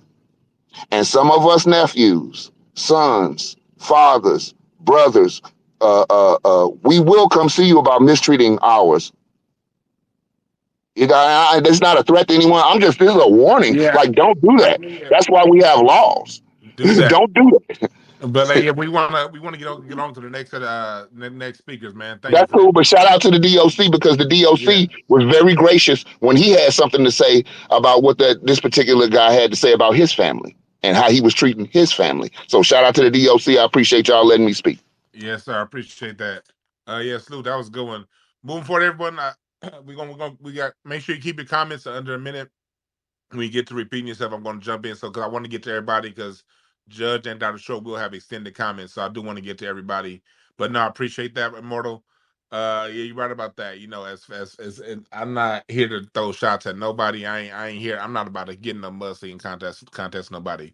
But to the young men out there, let me just say something real quick to the young men out there. And this is coming from a married man. I've been married this coming May, it'll be 10 years. Dated my wife for 9 years before I got married to her. And during my single years, had a lot of fun in the city of LA. That's a whole nother story. But anyway, you never kiss and tell. You don't kiss and tell. I don't care if your heart gets broken. And this just in general, this isn't about anyone. This is just a general way to live life as a man. You don't kiss and tell. You have respect for whatever woman you deal with. You come into the situation with respect. You leave it with respect. Because that's why a lot of these stories coming out when you lose respect. That's where the things start happening. You come into respect. You leave with respect, and you don't post text messages. You don't screenshot emails and pictures of private conversations. Leave all that stuff out of it, fellas. All right, I hope that's one of the lessons we get from today. Eve, I'm not sure Please, who's next. please leave that out. That is off man code. I'll give you guys a secret too, a little clue. I've been in law for literally more than a half century, and in that time period, when I counseled couples that were considering divorce, I learned one truth. Invariably, the one that is most strident in accusing the other one of running around is actually the one that's doing that. So there's on code, off code, and do not kiss, do not tell. That you never, ever, no how, no way do. Keep your mouth shut. And don't confess. Nobody wants your confession. They'd rather hear your denial because it's reassuring. So anyway, that's it. I Actually, pass the mic. that's a really good point before we get to ODB. Don't kiss and tell. Look, a lot of y'all keep saying, I didn't know you had a situation going on with Jason Black. Why didn't you know? Because I don't fucking run my mouth. Like, the only person who needed to know what was going on with me is the man that I sleep with. I was about to be very vulgar. So just throwing that out there. Like, the only reason y'all know about this right now is because he posted my pictures. Like, I'm still Eve, I'm very. bring up that point. Like I said, we do our Twitter Spaces, but outside our Twitter Spaces, but we follow each other on Facebook and Twitter. Part of the reason why I was thrown off is because I didn't see you post anything. I had no clue. Last I checked, y'all was cool. Like you was in. I don't. And I'm never. That's what threw me off. You didn't. I didn't see you say anything. I didn't know. Let's get to ODB. I feel like he might have something to say about me not saying something. Go ahead, ODB. Oh yeah, you already. I mean, hey sis. So what? Shout out to you. You know your husband came, like you said, and defended your honor over in the space. And hopefully you guys don't take that the wrong. When I'm blowing the whistle, I am a former military police officer, bro. I'm about safety. You feel me? And I think at the end of the day, you was engaging in some things that might have not been safe and putting the whole community in danger. You feel me? So I have one question for you.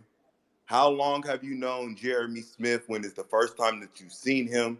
When was the first time? Because apparently 2 years ago, this picture, his mugshot, has been floating around with the fact that he beat a woman with a weight bar.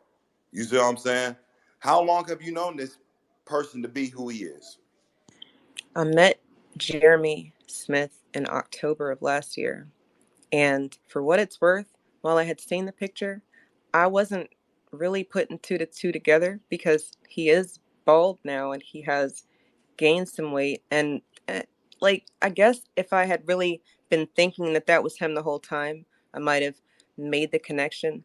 But I made the connection the last time I saw him, when I saw his name on his credit card. The shit said Jeremy, and everything was like, whoa, oh shit. Let me look this shit up again. And then, I don't know, a lot of things stopped making sense, and I couldn't ignore it. And for what it's worth, this isn't anything foreign to what my dude knew what was going on, because I had been not working because I wasn't getting paid. Like, that was the thing. Go ahead. I'm not. Like I said, that man is a grown man. I respect him. Like I said in my space, I don't really not here to inquire about you or your relationship. But I know this to be a lineal thing that we're doing. You feel me? And I've noticed, like Judge has been saying, it's a thing about accountability. And people have been throwing a lot of different words around. I think what happened to you is atrocious in nature, egregious in nature, unacceptable from any man in our community. You know what I mean? You got to understand what it does to your credibility and what it looks like when you say there's been a video flyer floating around for this man 2 years. You know what I mean? You saying you've known the man for a year, and that it seems like it comes off very self-serving. You know what I mean? It I comes off can very see that. Look, look, self-serving. look. I can see Yeah. that. But the self-serving aspect, I guess what y'all are missing is what I don't publicize. Y'all don't know a lot of stuff that I do because I don't publicize it. And the things that I were doing with regards to his work and his documentaries and that sort of thing, y'all didn't know that stuff because I didn't publicize that stuff. I think if you had, there would be more questions about, am I getting paid? I don't know if y'all know, but that's a whole running thing right now with mods who are not getting paid and having to quit the mod business. But if you're not getting paid, is it a business? I don't know. I'm having some real conflicts with the words that we're using for the work that's being done. And if we're all supposed to be volunteering, then I guess that should be made known, but that was not made known. And since it wasn't made known that this was just this whole big volunteer opportunity, the work that I was doing, I should be paid for that. And it's not work for Black empowerment. That's not it. I, if I'm bringing in real money to your business, I should get paid for that work. There's a lot of things that will probably come out from all of this that Real quick, Eve. So, was your issue over modding or was it work outside of modding? That's where I'm confused. it's all intertwined because, like, if anybody listened to any of his most recent programs, he's saying that I was a disgruntled mod. And mods, for anybody who doesn't know, that's just a person on YouTube who's working a chat. Like, I think that if a person's having like a 3 hour broadcast and they got specific rules and shit, and then you get cussed out if you don't follow the rule, you should probably get paid for that. But I wasn't necessarily pushing for pay there. I was pushing for pay on the actual outside world things that I were doing, being introduced to people as executive producer on projects and shit like that. So, Okay, so you were talking about more so for it's a film or something. That's where you were concerned because if people hear just mod from a chat room, they're gonna be like, "What are you talking about?" So are you saying it was like a film or something else on that you were working on? right, I was working on what his most recent documentary that hasn't come out yet.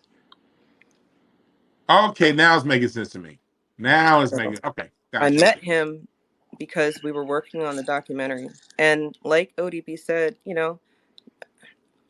we were not necessarily engaged in an appropriate relationship, but that's my private life.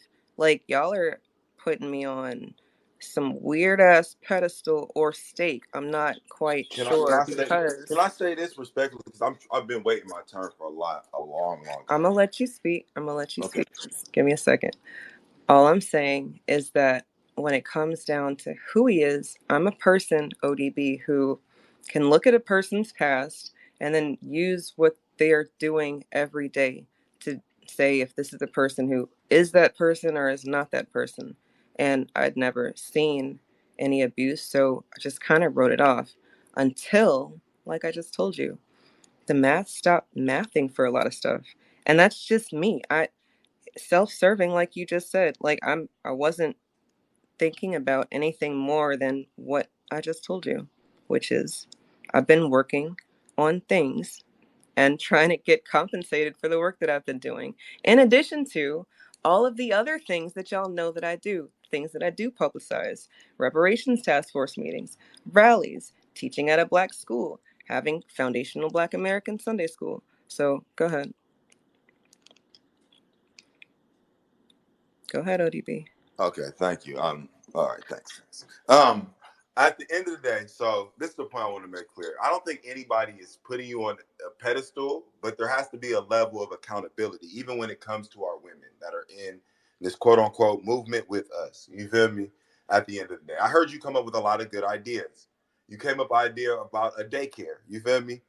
How would I entrust one Just Eve with the most precious thing in my life, my daughter? You feel me?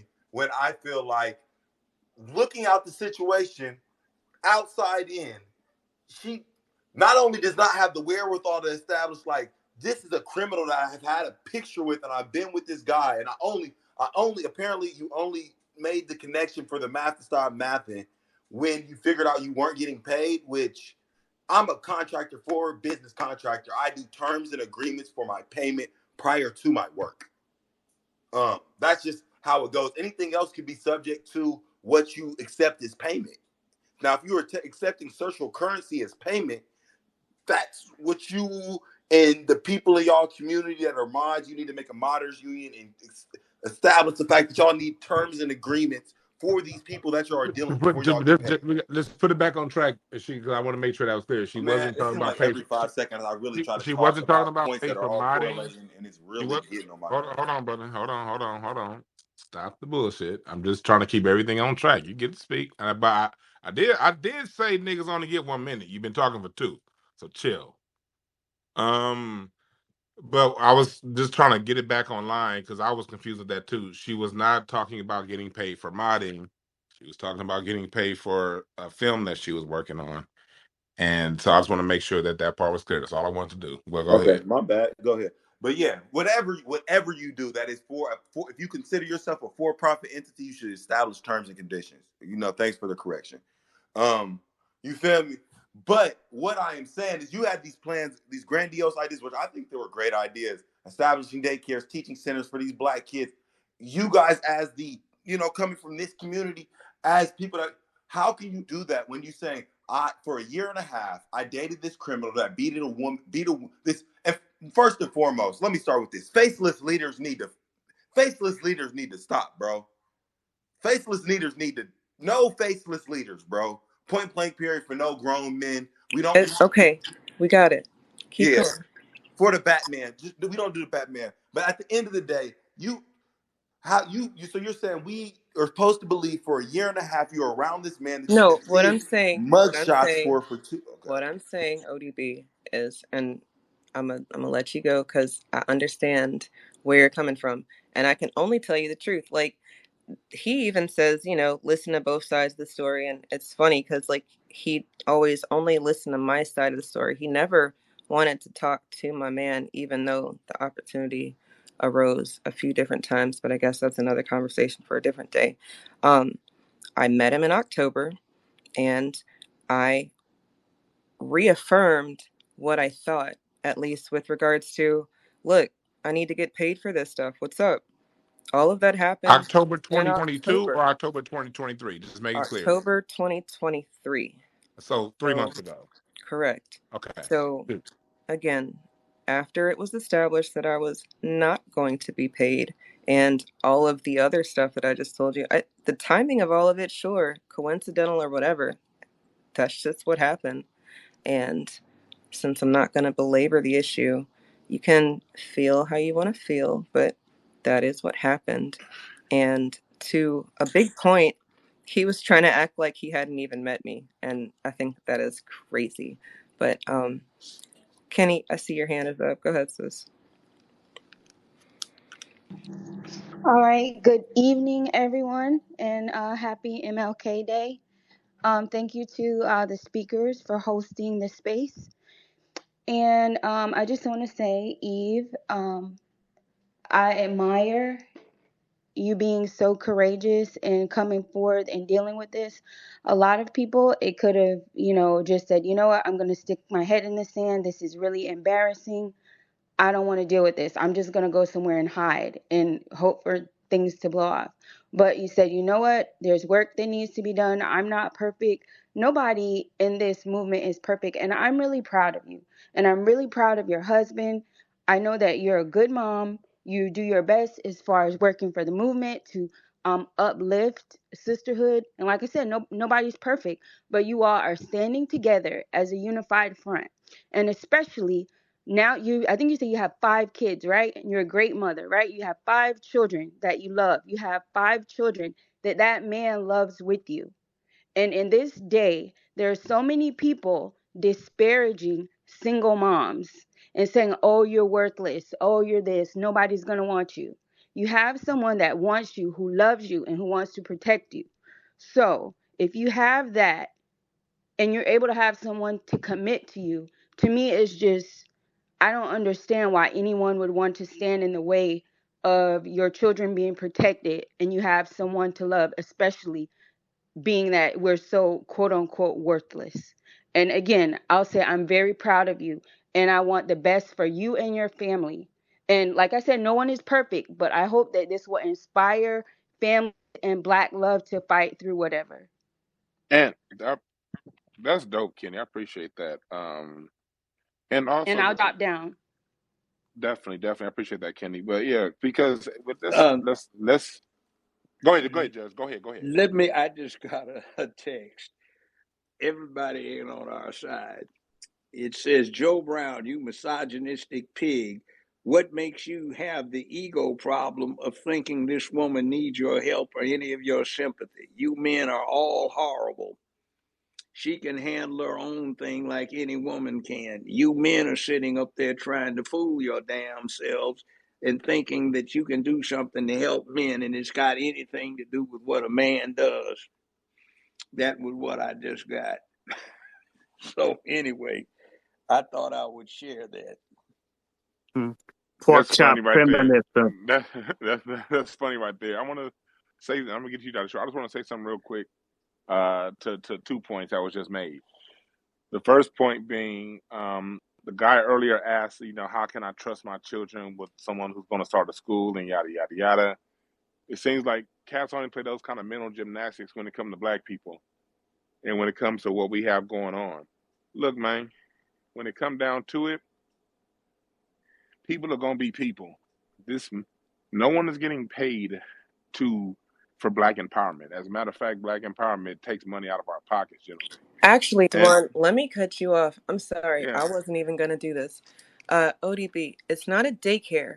Foundational Black American Sunday School is an online community of sorts where students and parents can join the conversation with regards to who we are and what we're owed.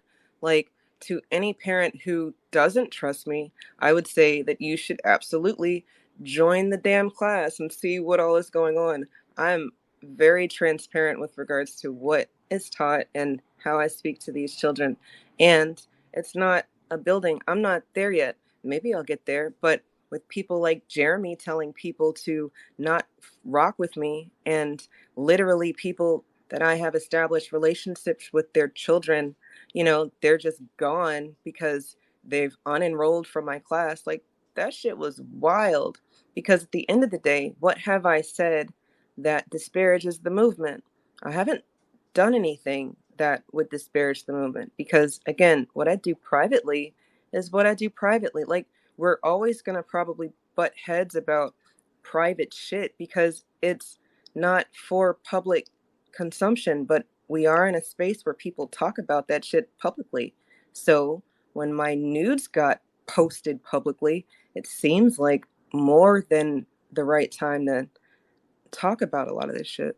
So the timing it's wild, but I think that I've listened to the quote unquote new Black media. And even if you listen to them, once you start applying some of the shit, again, what I did, ask for my tangibles, and then I found out that there are no tangibles. Well, damn, what am I supposed to do from there? So regroup or whatever. I didn't blow up any spot. I didn't go to the internet and, again, like you probably would have wanted me to, like, I guess this is what you're saying. You wanted me to be like, this nigga is this nigga and whatever. But at the end of the day, I'm gauging, this is me. I'm gauging what I've learned. And from there, this is how I've moved. Go ahead, Judge.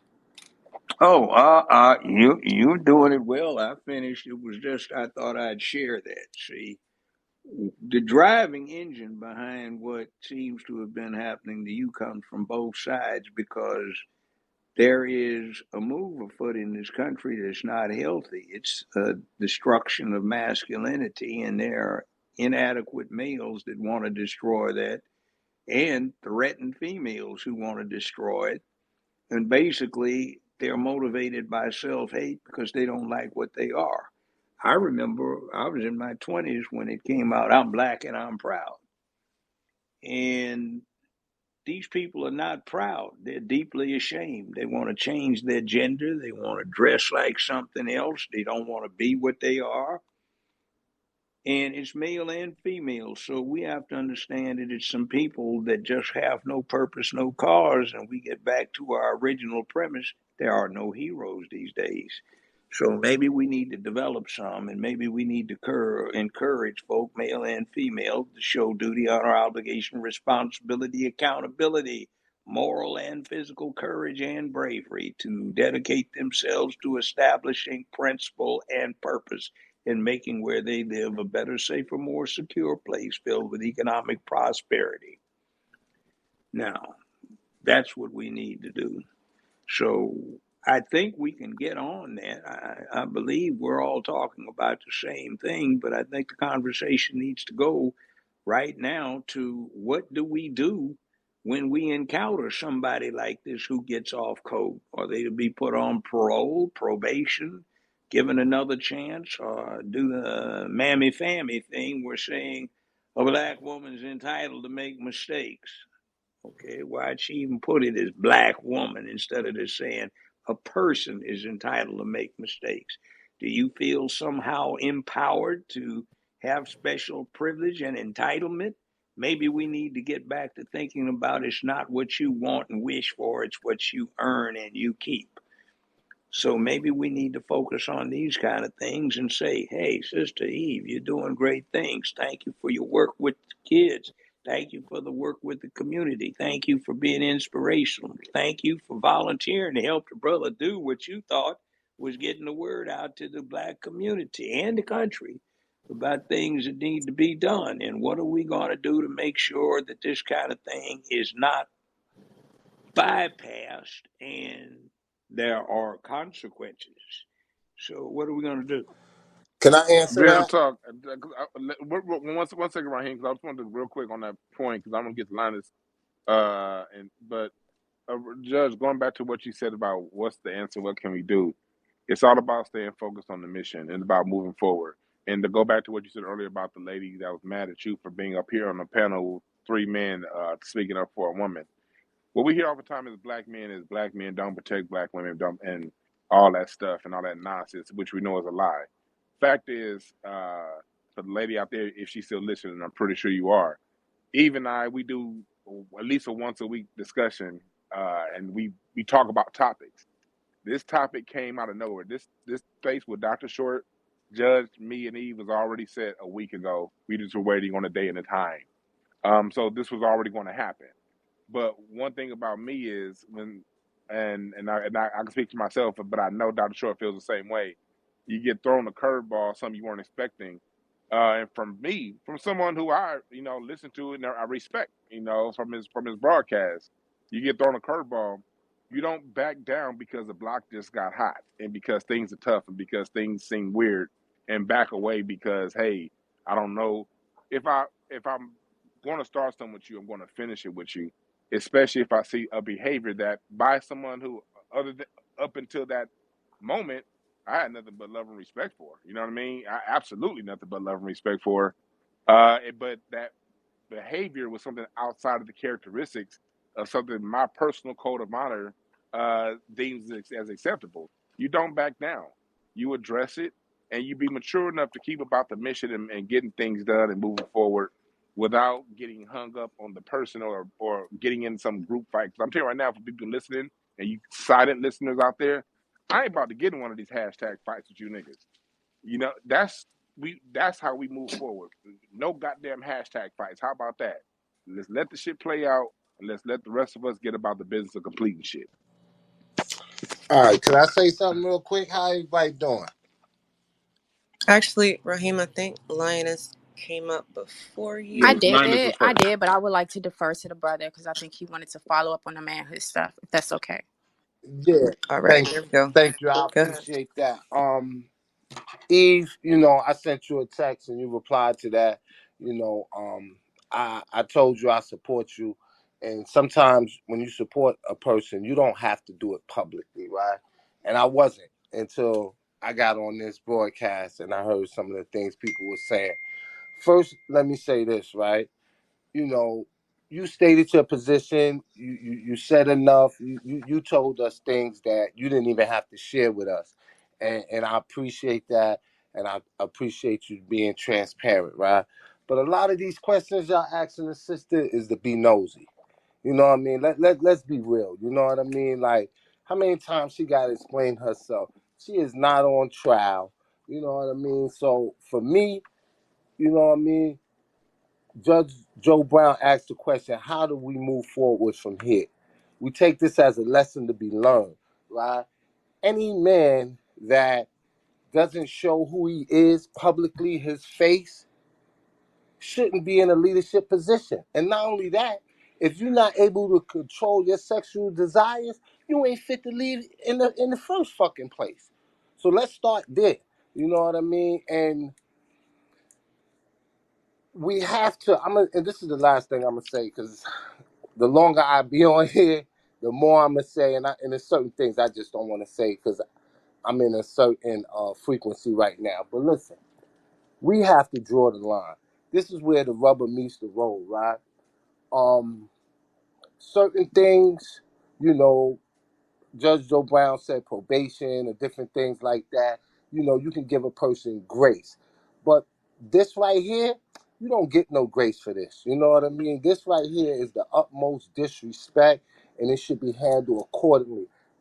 As for me, you know what I mean, and others, when you see stuff like this, you don't rock with them. You don't give them no grace. Like they don't even exist no more.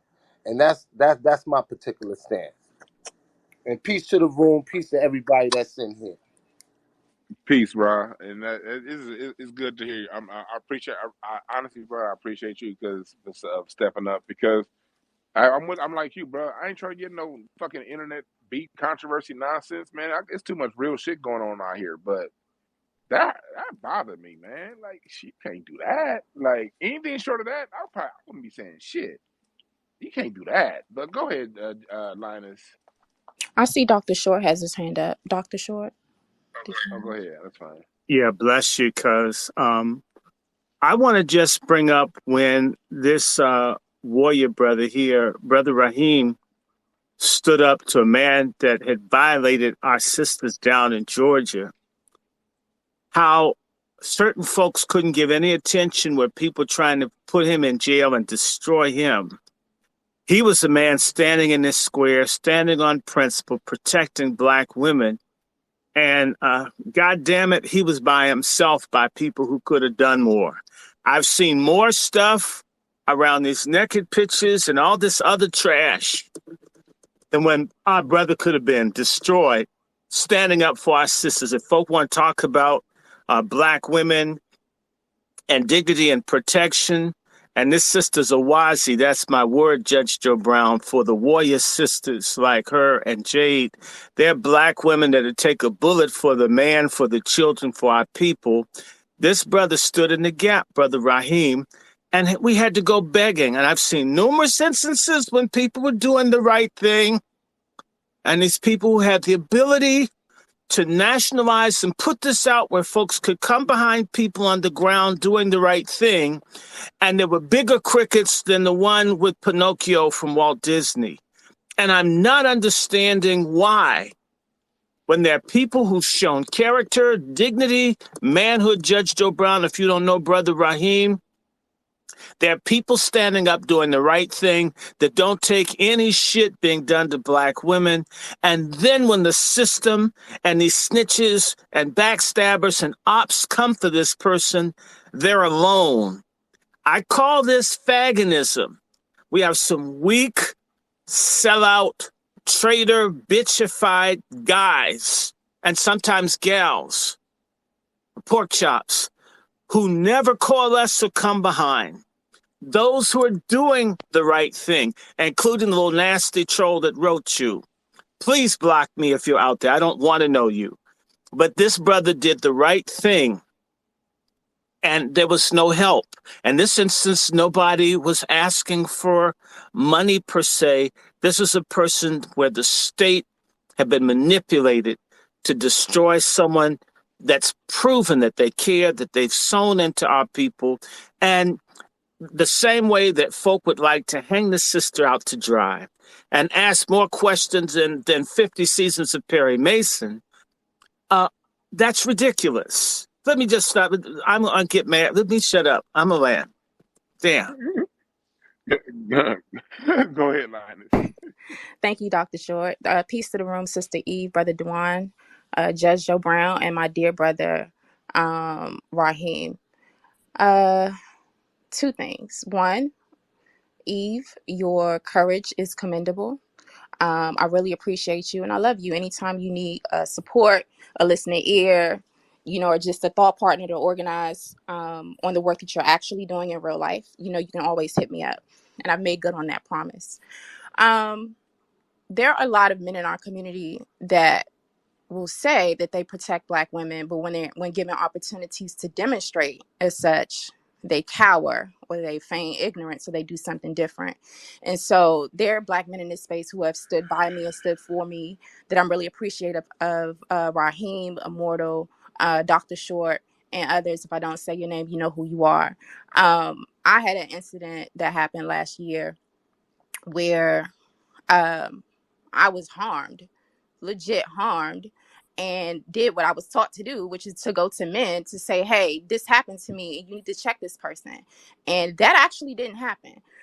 So, people will say one thing, they'll act, like they're cool or that they protect Black women, but in real life, they actually don't. And so, it's sad for us to have to learn the hard way for those of us who are actually serious about this work.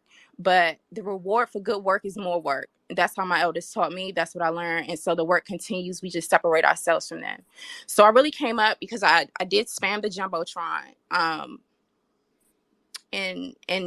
In a way to answer Judge Joe Brown's question. He says, where do we go from here? How do we move forward from incidences like this? How can we use this as a learning opportunity or a teaching opportunity?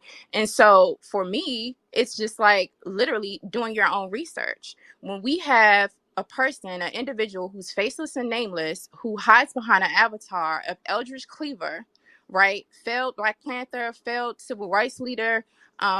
He was exiled from the United States, came back, he made penis pants, and did all of this crazy, foolish, nasty stuff. Y'all can see it in the Jumbotron. And who had a philosophy when he wrote in his book, Soul on Ice. You can see that tweet. It's a summary of it. In the Jumbotron, he actually initially raped Black women in the ghetto for practice and then embarked on a serial rape of white women. He described these crimes as politically inspired, motivated by a genuine conviction that the rape of white women was an insurrectionary act.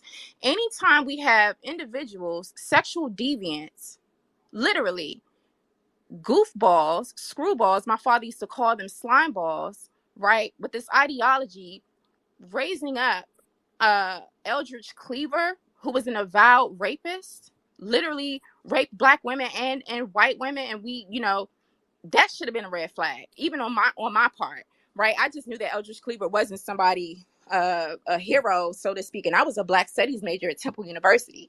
Okay, so I never read Soul on Ice and went into all the details about this dude and how he was also allegedly gay for the stay in prison or whatever.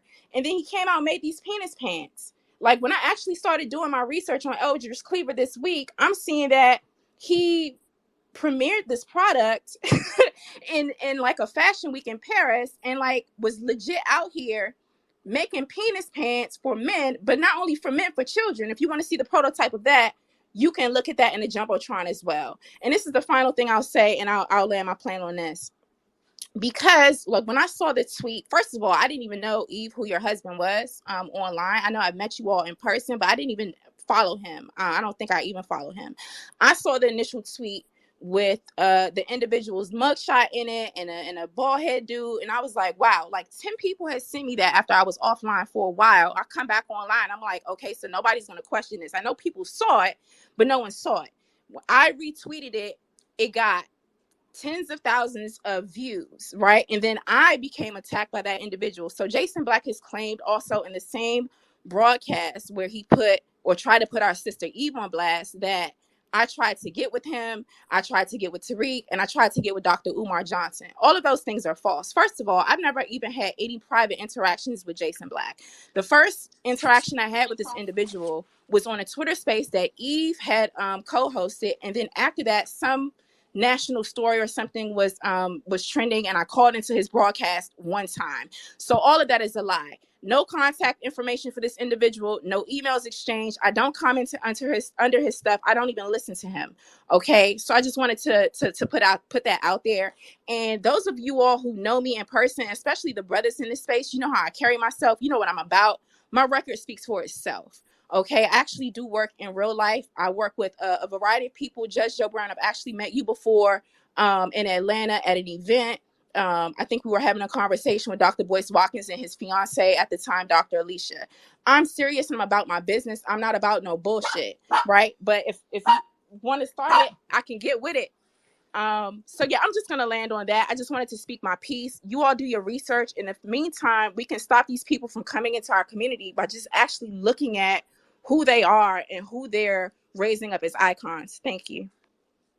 Thank you for that, Lioness. He threw you. How did you get thrown? Like, okay, all right, yeah. Dwann don't pay attention to too much shit. Yeah, but Excuse me, no, I'm for the sorry. Can I ask Judge a question? Do you go have ahead, go ahead, go ahead. anything you can teach us about Eldridge Cleaver?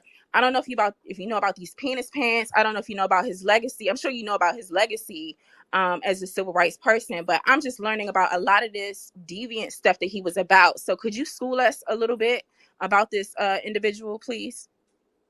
Please, Judge, you were there. You were Okay. in Los Angeles. Yeah. Well, I met him. Okay, several times. I was with the community liaison. I was a community liaison between BSU / Black Student Alliance and the Community Panther Party and everything else. We had a war going on with the US organization then. Nation of Islam was on our side in that. Eldridge Cleaver, they hyped him. He had a beautiful wife who was a very intelligent woman. She had a lot of education, and she sort of took charge of the situation. Eldridge would drift sometimes. I didn't know him that well because he was 9, 10 years older than me, and he just gotten out of the penitentiary at the time. But there's a lot of mythology that's put out about what happened back in the 60s, and a lot of the reality sort of disappeared. So, you know that thing, behind every strong, good man, there's a good woman, or behind every somebody that's making something, there's a strong woman. That's kind of what Eldridge and his wife. And considering what he did time for, it's surprising that he wound up with her. She's very fair-skinned. She had an afro. And she was a very dynamic speaker. Kathleen So, Cleaver. Kathleen Cleaver, yes. Now, you might be getting the figurehead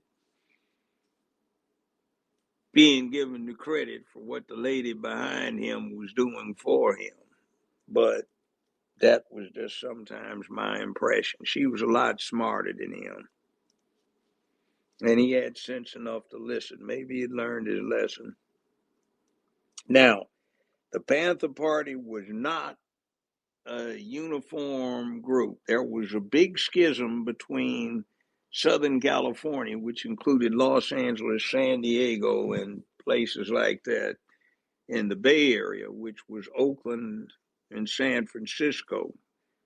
There were a lot of clashes.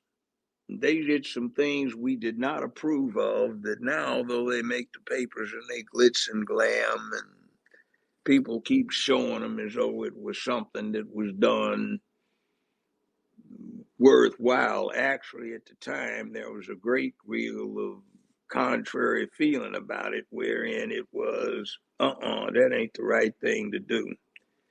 That's going to defeat a lot of purposes. But that's another story entirely.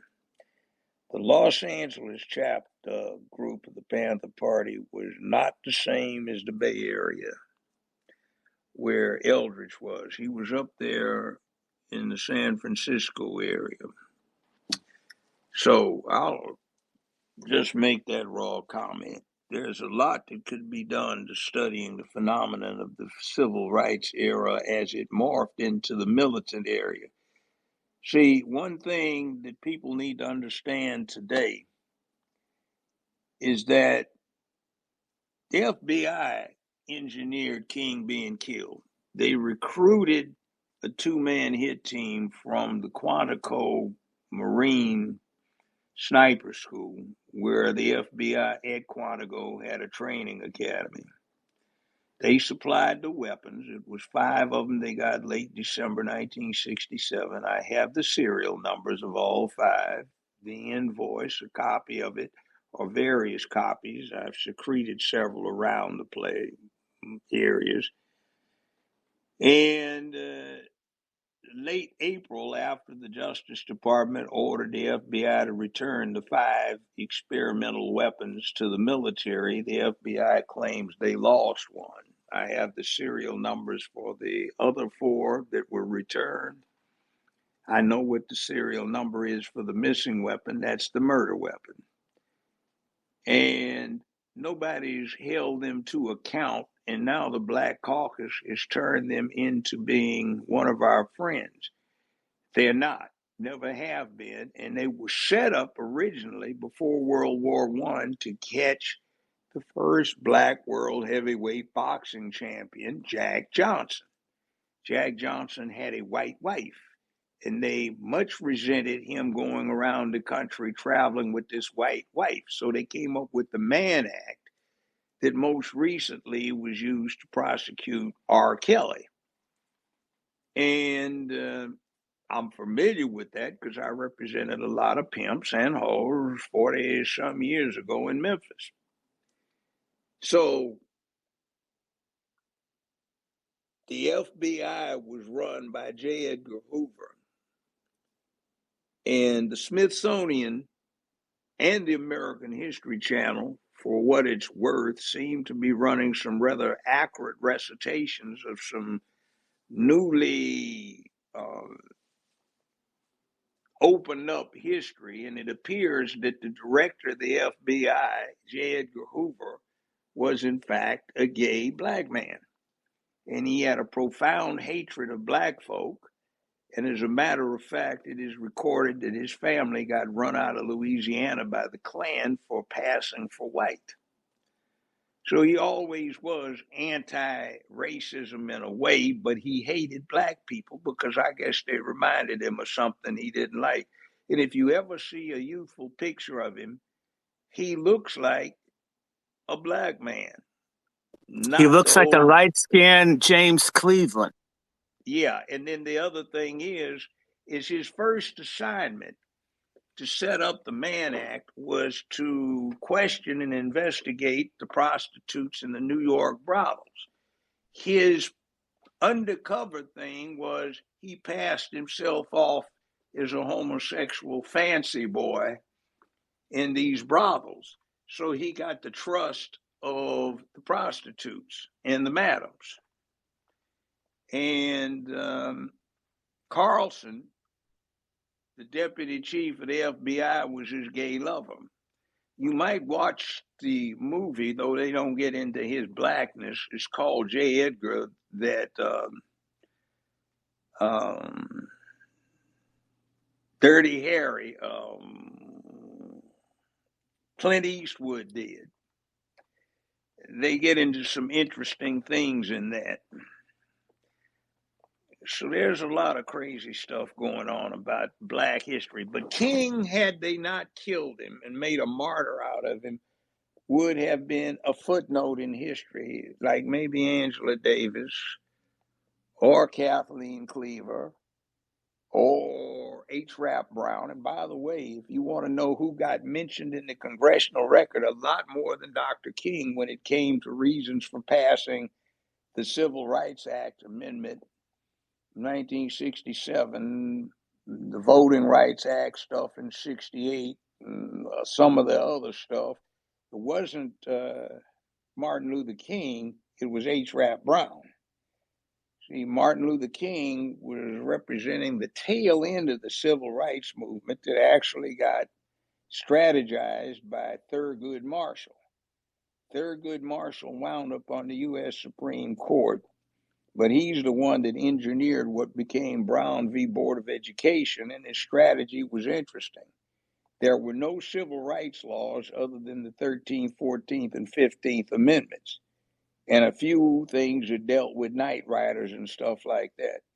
So he took the ASPCA laws, and I listened to a lecture that he gave, I attended, and he said that the theory is funded by the Jews who funded the NAACP and funded by the NAACP. His strategy was to take those prevention of cruelty to animals statutes and work it this way.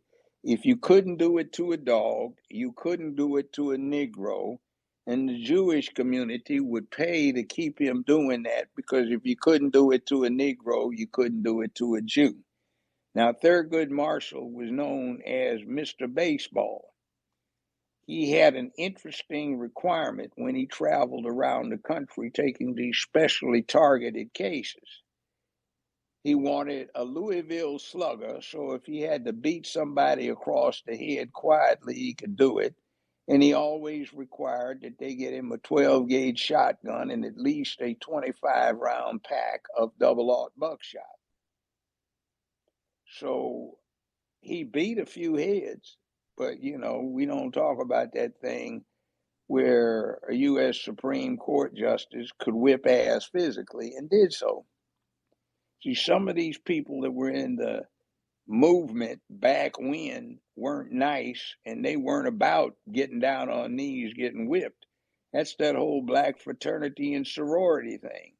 The pledging used to be hard because you had 4 sororities, 4 fraternities, and they were supposed to be revolutionary cells where people divided up so you couldn't get everybody if you got anybody, and the pledging was hard. So if you got caught and tortured by Sheriff Bubba, you wouldn't tell on everybody. Now, that actually happened. 2 Alpha brothers, attorney A.W. Willis and attorney Russell Sugarman, got contacted after Emmett Till got killed, and a certain photographer named Withers, who turned out to be working with the FBI, went down there and he took 6 rolls of film, I think he told me, and I think that's what Willis and Sugarman told me, and each of them got 3.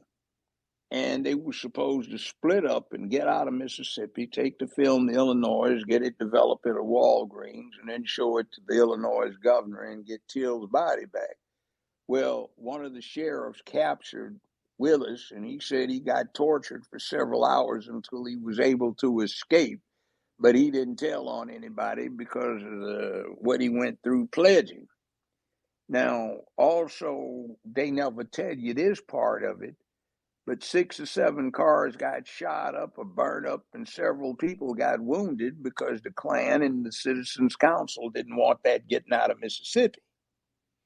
So you see, there are some unsung heroes in the civil rights movement, and that nonviolent thing that you saw was a later addition. You've heard of the Tuskegee Airmen, the Red Tails. Well, they had a 442nd composite group that had B-25 bombers and P-51s, and they were training outside Detroit.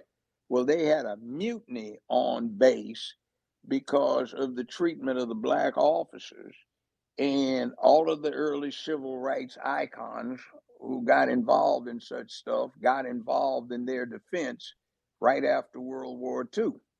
And that morphed into some other stuff that went on. And that nonviolent stuff was a new addition to the thing. It wasn't all about getting beat. We talk about Black Wall Street, Tulsa, Oklahoma. That was one of 123 urban areas or settlement areas in America that were attacked by white racists between 1918 and 1923. Now, people don't know this one, but you talk about Black Wall Street, you forgot the other 122, but you forgot the most important one. It took place over 5 days in Washington, D.C. That racist Woodrow Wilson had to call in literally the cavalry. And unlike every other one of these things, it was interesting. More white people than black got killed because what happens is they had a lot of discharged U.S. Army veterans who were black. They were on their way back to New York where they had the Harlem Hellfighters composed of Puerto Ricans and black folk out of Harlem.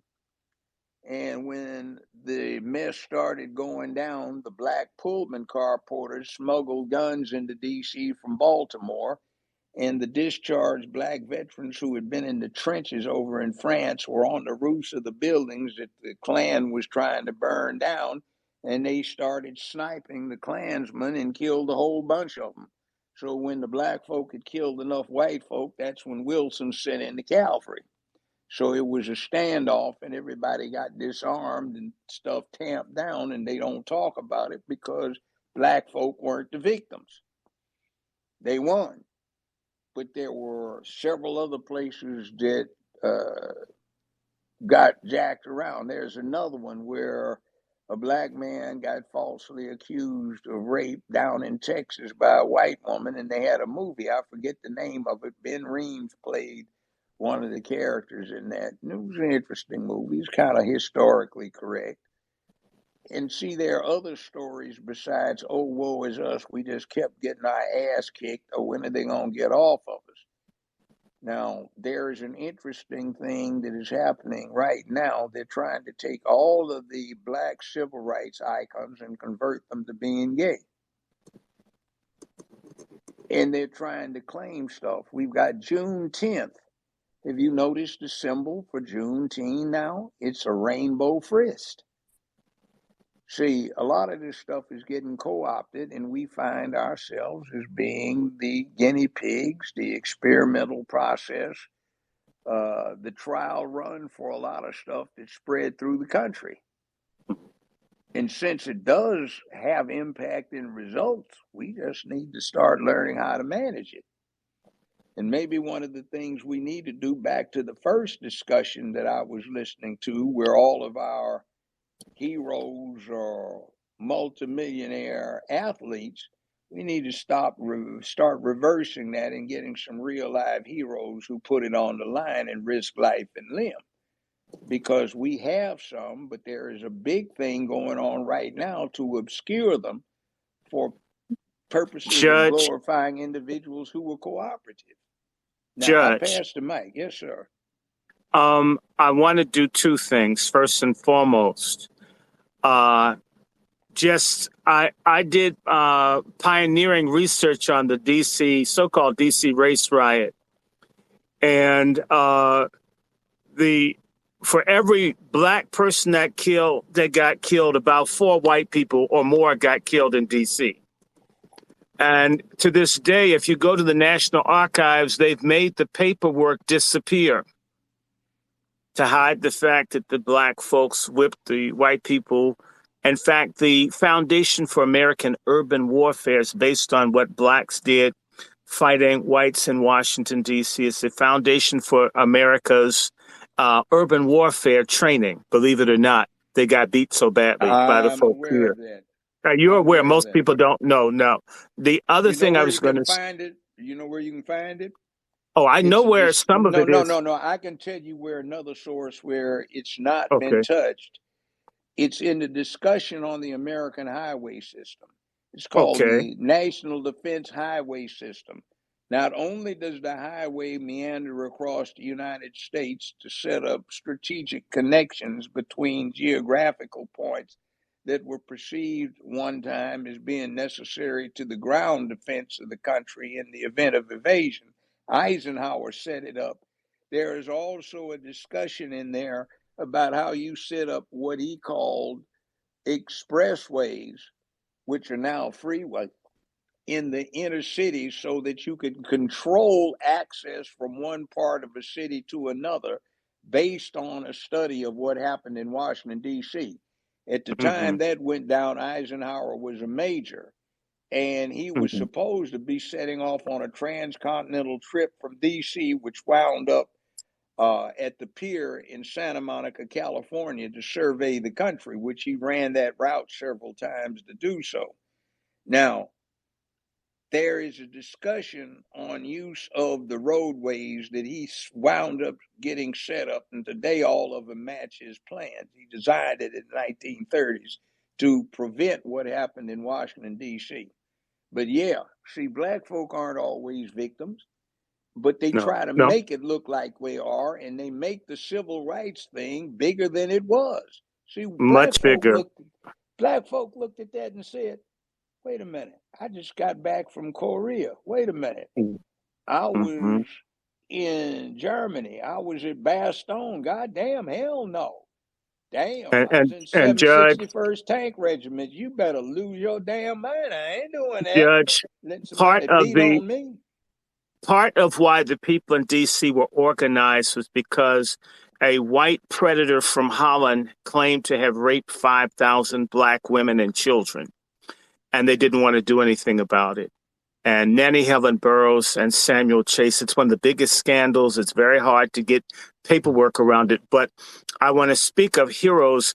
Not only is there Sister Jade and Sister Eve, but we have the Washington, D.C. zone, Sister Sean, who I'm certain would like to contribute, and she's a leader in her own right. Dr. Short, we're gonna have to bring it back because we want to bring it back to the topic of the room. Not a problem. I'm I done. want to get because Linus had that was her question that we were on. I want her to finish her question, then I want to get to Sonny because he's had his hand up for a long time. Yes, thank you for that. And thank you, Judge and Dr. Short, for that historical analysis. My question remains, how can someone who is an avowed rapist become an icon in Black society? And when we see these sorts of red flags and we look at people that we follow, we need to look at the people that they follow and do that research. And before I drop down, I do want to also shout out my brother JoJo and my other brother, Conscious Outlaw, for holding me down as well. Thank you so much, Judge Joe Brown, for your demonstration of manhood. Thank you to all the men in the space. Peace to you, Sister Eve. Be blessed. Well, thank you.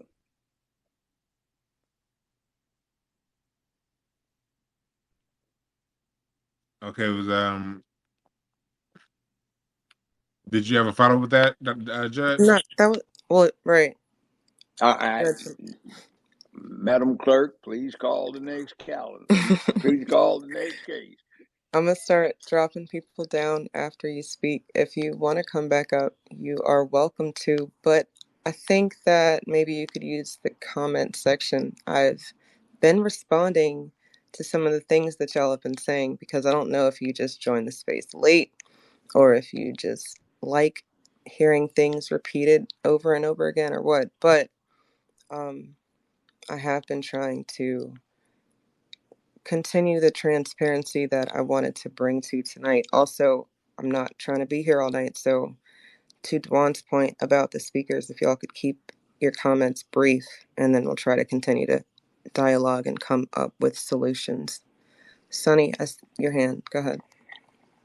Yeah, peace to the room, peace to all the family in the space. I'm gonna keep this shit real short and sweet. Yeah, we been called Jason Blackout. This ain't nothing new. Everybody in this space is privy to it. The whole shit was weird.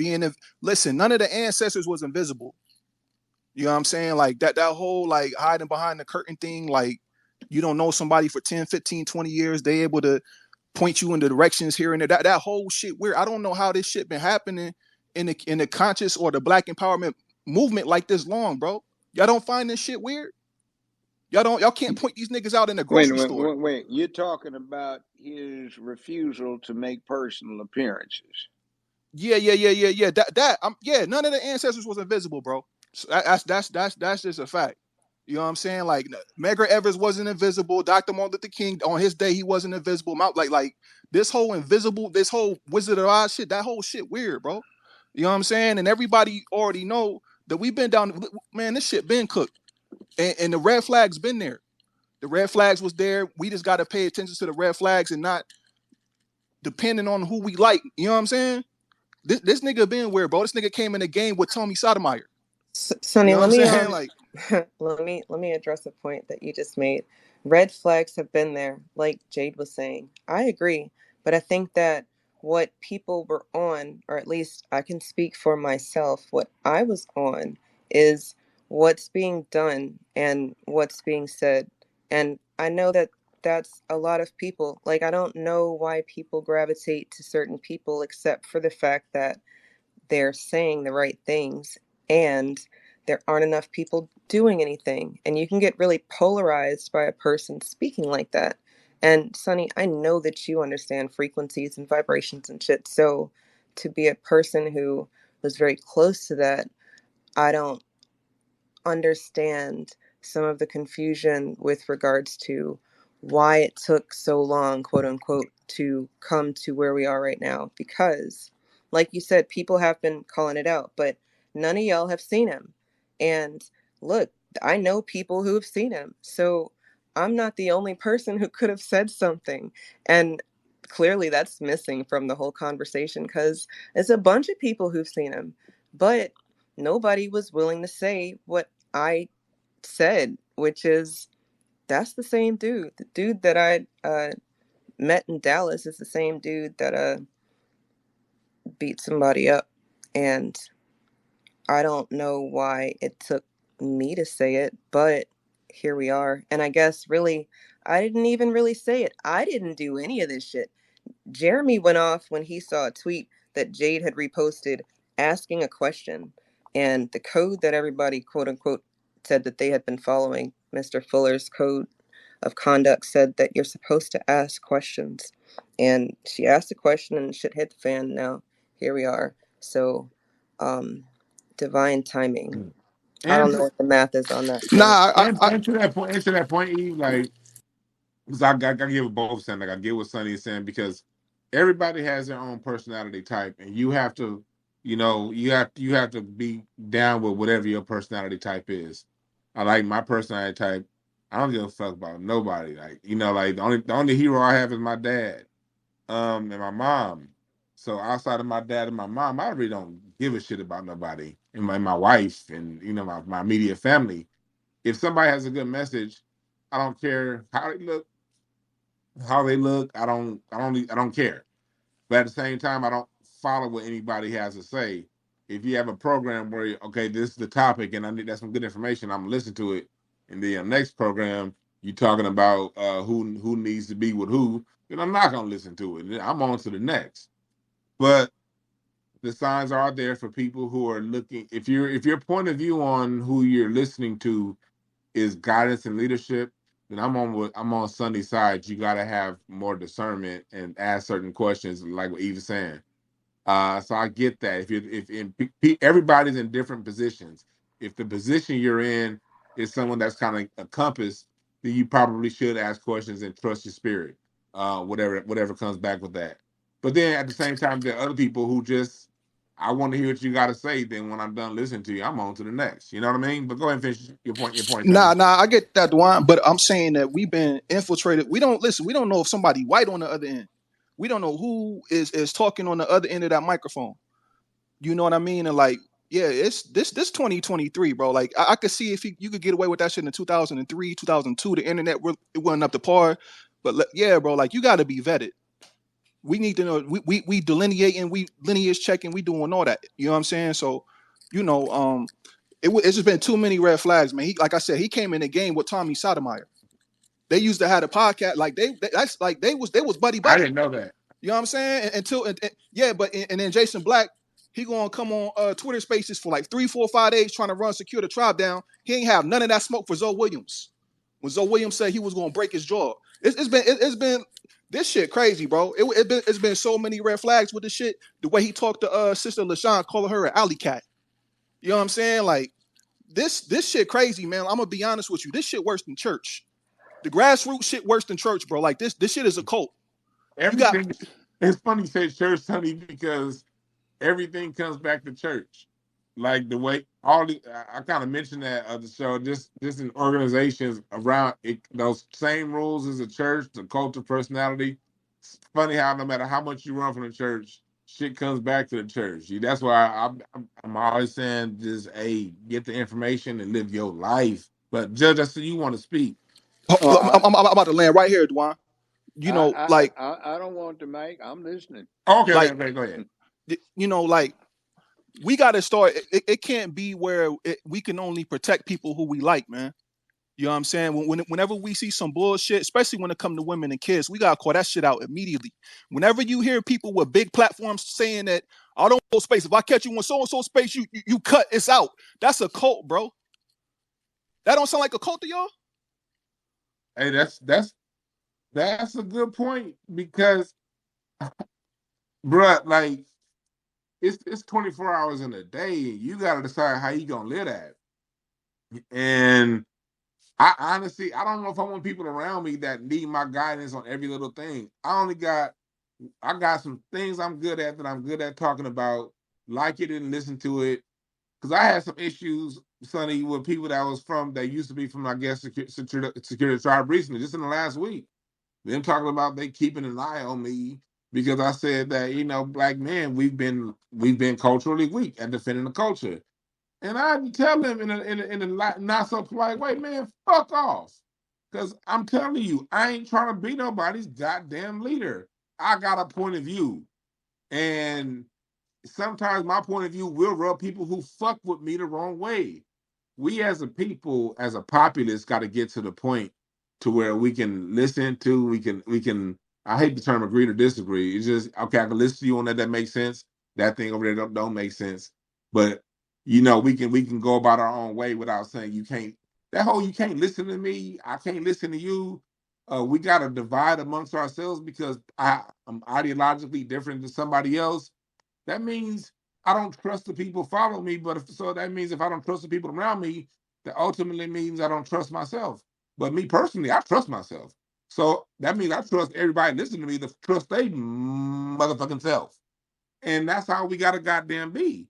And we gotta check going back to the word accountability that I'm kicked to the next person. Going back to the word accountability, we people are always coming in these spaces going around saying this person, you got to be accountable to that. You got to be. When the fuck do people say I got to be accountable to myself? Like we have to be accountable to ourselves, and no matter who we listen to, no matter who we like, we still have to maintain autonomy of thought and a connection to what our greatest end is. And because you can't take care of no movement, you can't take care of no group if your selfish needs aren't taken care of first. So you must understand that. And you can't be going around looking for people to be your goddamn leader. But unfortunately, a lot of people are. So since that's where we are, you got to do what Eve is saying. You got to ask these questions because you got to do what Sonny is saying. And that's about, asking questions. I get it, but you'll never go wrong asking questions. Because I'll tell you something about me. I tell people all the time, listen to me. Even though I say don't look for me for leadership because I might be on a mushroom trip, you can vouch for me in real life. Everything that I talk about musically, you can see my work in schools. I've done music shows, live music shows. I do stand-up comedy shows. I make niggas laugh in person. Like it's easy for me. You come to my YouTube channel, you'll see friends of mine from elementary school. I have moderators that know me in real life. When I did my show with Tashina Arnold, Eve flew away from goddamn Virginia to come to the show. You know what I mean? I everything that I say, I can vouch for. Even I'm the first one to tell me don't look at me for leadership.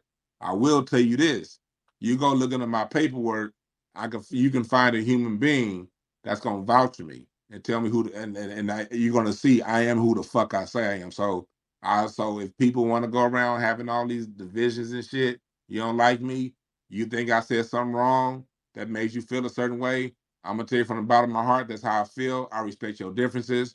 But if you come telling me you watching me and I need to do this, I'm gonna say fuck you, because yeah, that's how I feel. I'm not trying to be watched, but if you're gonna watch me, I'm gonna give you something to watch. And it's gonna be something unpleasant because I'm an asshole too. That's just fun talking shit. I like doing that. I used to do this shit at the lunch tables when I was in the 7th grade. But that was a monologue. Eve, reset. I know, Dr. Short, you want to say? I know we have speakers up here. You spoke. Eve, go ahead and reset it. And I think life is or sister. I'm not sure which one's first. No, that's real.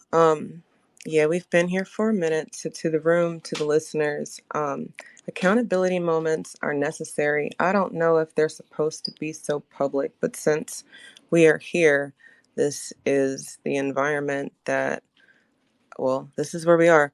I've answered a bunch of uncomfortable questions as a result of trying to continue the transparency I've always brought to what we've been doing. To the people who are trolling the room, if that's how you feel, look, I'm still not telling y'all how to feel. All I'm saying is that the person that I thought Jason was, he's not. Down to the damn name. His name is Jeremy. So, like, if that is so wrong to say that that person is that person, then I guess I'm gonna have to be wrong. But inside of all of that, did that warrant my damn pictures to be posted like that? I just feel like that shit was on some revenge type shit. That's People are what it comes saying, down to for me right there. It's whatever. Everything else is whatever. I don't want to be a part of none of this shit. But that's where the line gets drawn. Your business is your business, and I don't want to be a part of your business like that. I'm mad that I'm even knowing about this shit. But go ahead. That's your Here, business. here. and to Sonny's point about faceless individuals, this has been a trick, right? The ops um tell us that we can move in silence, but I think that that's a trick. I think what Sonny is, I think Sonny's onto something, and sometimes it takes me a minute to see something.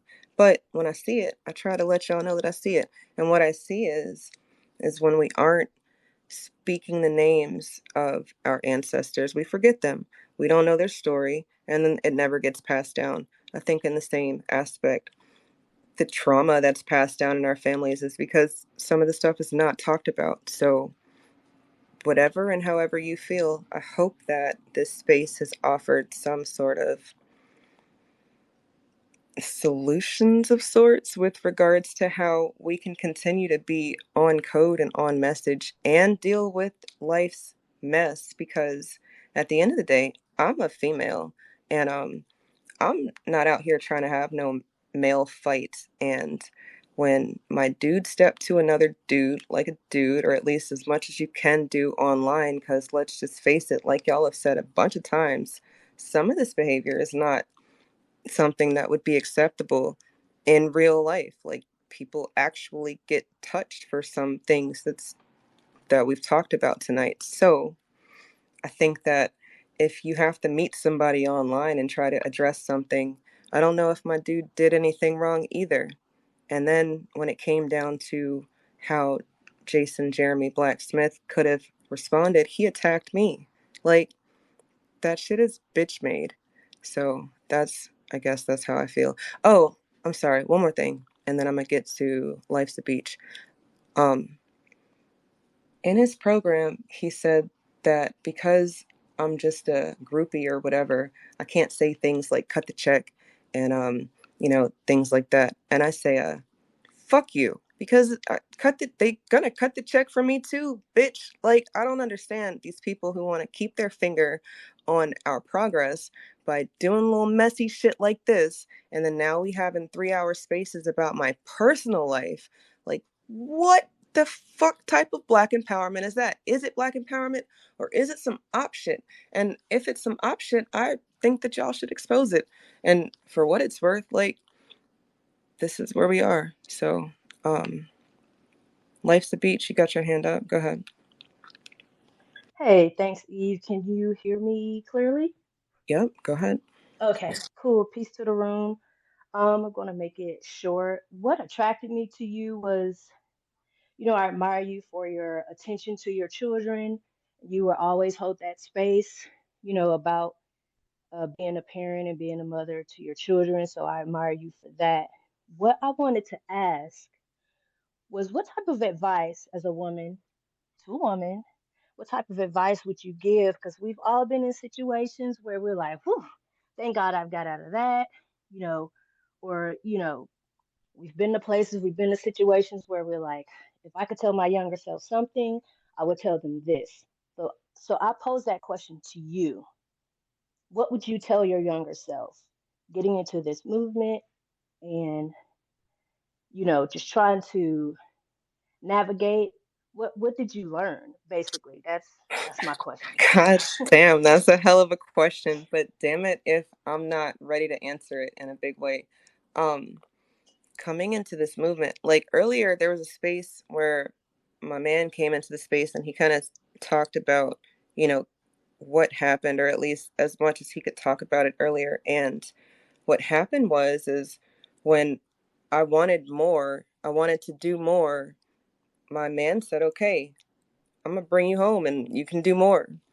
And that was the end of the beginning, I guess, because I think that Black women, we have these delusions of grandeur where we can take on so much because they tell us we're strong, you strong Black woman. This shit is real slave like, right? But I feel like it's a internal voice for some of us. Maybe not for you, but at least for me, I feel pretty unstoppable sometimes. And I think that with certain batteries that get put in people's backs, then, you can kind of go all out in the worst way. So I guess my advice would be that if you have a man in your life that's doing the work with you, you really have to lean on them and listen to them, because there's a reason you picked them anyway. And if you don't want to do that with them, then I guess try it on your own. But I think that together, I think that's a move. I think that when I look at every time white supremacy is trying to keep us down, back even when you go all the way to the slave fields, it's the separation of the family. And when I chose my family, I got chastised for it. The shit is wild to me, and I'm hurt by it, but it's not gonna stop anything. So I hope I answered your question. And I appreciate you being here tonight. All right, thank you. Yes, yeah. Um, I'll go ahead and say, just speaking for myself, uh, I pulled away from. This is just my personal. I pulled away from the content because I wasn't feeling the whole message about women. You over 35, you're useless. You may not have worded it like that, but it was. I just pulled No, away he from it on absolutely my worded it own. like that. Look, it's life's a Okay. beach. Let me be honest with you. There's some real self-hate going on. And again, it might not be you, but I know a lot of us are hurting. And there's some real fucked up people out here who will use that on some nefarious shit. Like, I can't act like that's not real.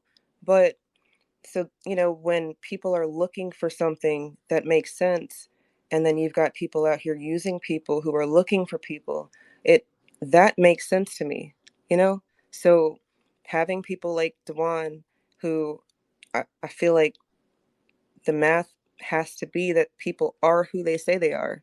And then if you can't verify some things, then maybe that is enough for you to move on from that person. But I'm not telling anybody what to do. I'm telling you what I have to do, because that makes the most sense. And then from there, hopefully we get to the fucking goal, the reparations. Like, that is the only reason that I've ever been speaking publicly at all, is for us. So, but go ahead if you still had a thought. No, that was it. And to that the information. I think that was Sunny was saying, yeah, we've been calling him out. We've been calling him out. I myself didn't know what to do with that information. I'm like, well, he's just hiding his face to protect his privacy, yada yada yada. And then, on my own, I just pulled away because I was like, I don't like the content about, over 35, you're useless, whatever. But, he has some good stuff politically, but my own decision. So that's why I was asking you, when did you say, "Whoa, I think I've gotten in too deep," or "I made a mistake"? That's why I was posing that question to you. But I'm gonna step down. Thanks. Yeah, the mistake was made straight up and down when I didn't actually listen to what he says. If I were a caller, he would have told me to ask for everything that I'm talking about in writing, like ODB was talking about. Some of the shit we know, but then we gloss over it because of other things. And I accept that that was wrong to do, but here we are. What are we going to do now? And I think that we've come up with a few different solutions, at least with regards to people vetting people, and then do what you're going to do with the information. Like, I don't know how else to drive us back to where we're supposed to be. Yeah, Dwann, were you trying to say something? yeah, I'm saying that's the big thing. Maybe we have evolved to the point to where we have to vet more because it's, especially again if you're looking for a particular message. But then at the same time, if the message is just strictly on information and disseminating information, then that's fine. But when it gets into the personal, how one should live their life, then yeah, if someone's talking to you about how you should live your life, that's when you cross the threshold of okay, I ain't really tripping on who you are. This is just me speaking the solutions moving forward. Just thoughts that I had in my mind over the weekend, like when I first heard of this nonsense. Um, if it's just information, in case someone's reporting the news and it's just saying, "Hey, here's the news, and here's where you go and source the news," then I don't really give a damn who you are. But because I didn't care who my teachers were, where I learned math. My math teacher could have been the biggest degenerate on earth, but I still learned and understood the Pythagorean theorem, regardless of who they were. You know, but at the same time, if I'm looking for some sort of guidance on whether relationships or how to live my life, then I'm probably gonna want to know a little bit more about how you live yours. And so I don't, again, you make your own decisions, but I think that's a fairly safe question to ask if someone is telling you, okay, you should do this, and I'm telling you because I'm the reason you should do it. An honest question is, okay, how has that worked in your life? Even if the answer is it hasn't worked, but at least you understand where you understand where you stand.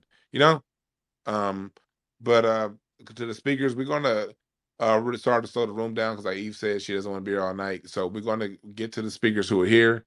If you can keep your comment to a minute or less now, because we really are trying to slow the room down so we can end it. And I want to give Judge and Dr. Short both as much time as they can to when it's time for them to give their closing remarks. So for the three, so for the speakers that we have, if you can just keep your comments to a minute or less, so we can get to our guests. That again, we didn't create this room to talk about this topic. This was something that we had in the pipeline for over a week, but it turned into this. But I do want them to get back and say what they have to say, Dr. Short and Judge. So for the speakers, keep your comment to 1 minute or less. I think Sister Sean was next. Peace, power, reparations. Yeah, I see the backstory on the other stuff. I'm not going to get into that. I really wanted to do a direct question and thoughts to Judge Joe Brown. I want his thoughts on what is going on with these open borders. That is a direct question to him, just to see what his intellectual thoughts on that. But I wanted to kind of rally back on a couple of other things, and that he talked about the red tails, and I want to do a kind of a follow up on that. In Washington D.C., there's an active Real quick, Sister member. Sean, I kind of want to keep that a separate topic. We want to stick to the topic of. Can you keep it to what we're talking about here? Because we want to go ahead and close the room out.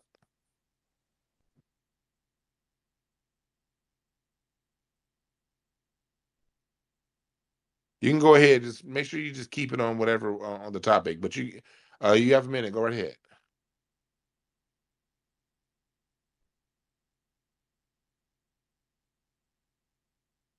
Okay, she's not going to go. I think we had Professor, or you can No, go. I'm Okay, here. go I'm ahead. Go yeah. ahead. No, I asked about the open borders, and I wanted to know Sean, what your that's what Dwann was trying to thoughts tell were. you. Sean, no offense to your question, because I do think that open borders are a problem, but that's not what we're talking If about tonight. I can apply that open borders to what we're talking about, let her ask that question. I wanted Thank to you, hear Judge. it. Thank you. I think I know where you're going with this, and I don't think it's off the topic. Go ahead. Go ahead. I'm just gonna let you go because I see I don't know what's going on here. I'm just Okay. gonna, you got Let the. me let me bring Go it ahead. back to the topic.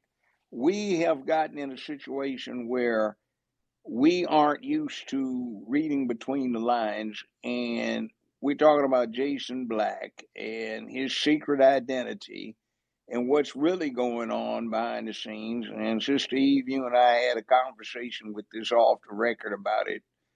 How long did we talk? A couple hours on that? And I think you touched on it pretty much what the problem is, but we got a similar one here. Take everything you have heard about what's going on with the open borders, and I bet you have not yet heard the obvious. You know what it is? It's very simple. Article 1 of the Constitution says every 10 years there shall be a census conducted. The purpose of the census is to apportion representation in the House of Representatives. And what's going on is they're trying to get as many people across those borders illegally to go to places like Los Angeles, San Francisco, Chicago, New York, Philadelphia, and other places where the current blue forces in politics are in danger of losing congressional representatives. So these people can be counted in the census. In California, New York, and Illinois can pick up extra congressmen who will be able to represent the Democratic Party's positions because they will be representing people that can't even vote for them. So they're trying to stuff their state roles so they get more representation. That's like what you're talking about with the brother right here. He's trying to put up an impression with one thing, and there may be something else going on behind the scenes. It's just par for the course. It's what's done. By the way, I've been in 6 censuses as an adult where I filled them out. And this is the first time, 2020, when they did not ask, was I a citizen or were my parents citizens? And if they were, how did they get to be citizens? Why? Because they wanted the numbers increased, and it was a bureaucratic situation, so they could get an increase in the number of congressmen out of California, New York, Illinois, etc., or not lose some. And that's also why they want DC statehood, so they can spread what they're trying to do, that is basically staunchly behind emasculating the country, which is one of the topics we've been talking about. Oh, DC has about 300,000 people. It is a moderate sized city, but it is heavily rainbow, and they want the rainbow to get 2 U.S. senators, which you will right. tip the It's balance heavily in the Senate, rainbow. You absolutely right. and 2 U.S. congressmen, which is the same as the state of Maine. And they want that for a city of 300,000. Why? Because they want to pick up representation for the rainbow. And the other thing is, if you want to give the citizens voting members of Congress to represent them, all you have to do is give the district back to Maryland, keep the Capitol Mall as the diminished district, and the people can vote in Maryland for congressmen who can vote for them in the House of Representatives and in the U.S. Senate. See, it's a trick. We aren't supposed to think. We aren't supposed to read between the lines. Now, that's the only reason I wanted to answer that, because it's another example of when you get people who hide and will not appear in public, when you have names and aliases that they use, What's going on behind the scenes? I just got a nasty text on somebody called me an old goddamn fool, literally, because I didn't know what the hell I was talking about because J. Edgar Hoover wasn't black. I just posted his picture when he was in the 20s. And if he doesn't look like half the pretty boy Negroes that are running around trying to profile, you tell me. You can go to my site right now and take a look. That's just an example.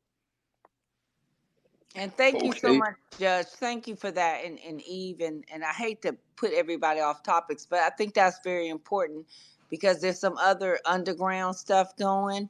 But I think the upper ground is this immigration, and I think that it is going to impact us as a people, B1, freedmen, whatever you call yourself.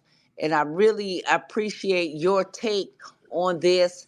And we've got this all these anti-reparations bill. We're calling it the genocide bill, the HR 4321, where there's a federal document that's been introduced in the House to say that if you uh, at the local and state level, if you try to give any reparations to the descendants of U.S. chattel slavery, that you will not get federal funding.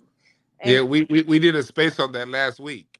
yeah, We yeah. we did So we, so we I'm we gonna go. did a I'm gonna space I'm gonna go dedicated to down. that. I don't want to, but thank you, Sean, I Judge. appreciate you for And so coming we through. got Yes, that. thank We you. we got that coming against us, and we We got got a the whole lot influx of coming against us. immigration. So thank you for answering that question. I know there's some other questions and YouTubers fighting against one another, but what I would say, just stop the fighting.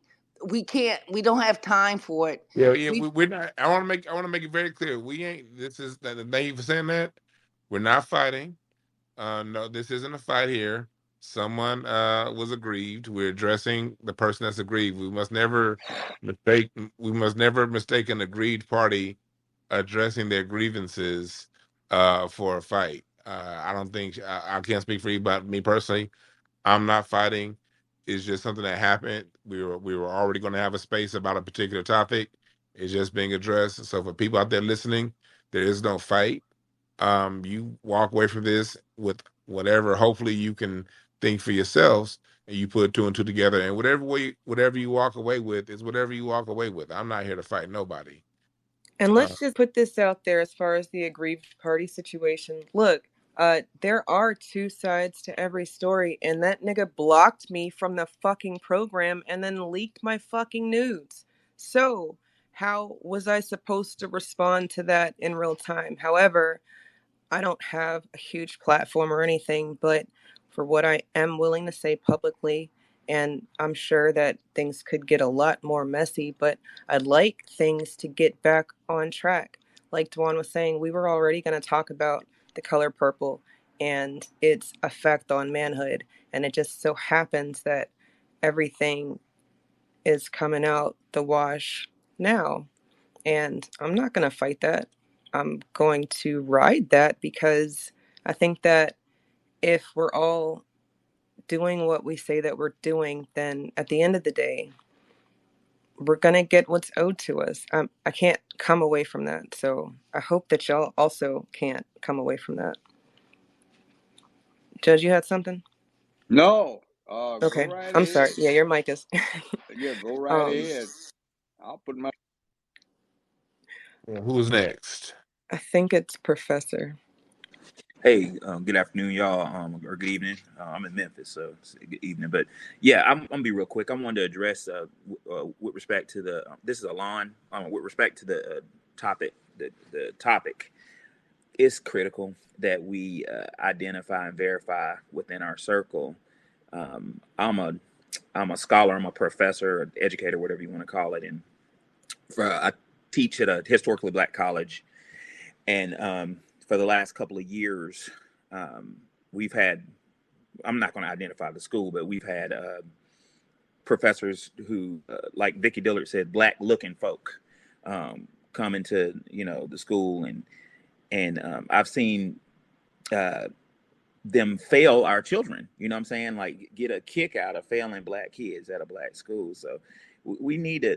I think y'all are really touching on something very, very powerful. Like we need to start finding out who's who now, especially since reparations is in the lexicon, and it's I don't know if y'all been noticing this, but like I'm getting excited. Like it's not going away, and the word reparations is being taken seriously in several circles. We need to tighten our circle and figure out who's who, because if you like Professor James Small says, history erases the mystery. And if you look back at history, when foundational Black American freedmen had got the ball rolling, it like the judge said, our movements have been co-opted and turned into something else. I love that you said that, Judge. Last thing I'm gonna say, and I'm gone.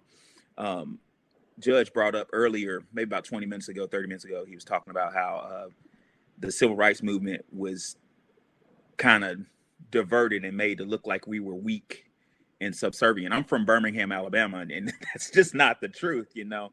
I just want to say, in the books, in the school books, in the history books, that narrative of we're weak and we got what we got because the dominant society felt sorry for us and felt bad about their mistakes is such a lie, and it's absolutely damaging foundational Black American children. Like, because they're reading this story and saying, "Who am I?" in the history book, and they're saying, "Oh, well, I guess I'm a subservient person who has to beg for, rights that should be afforded me."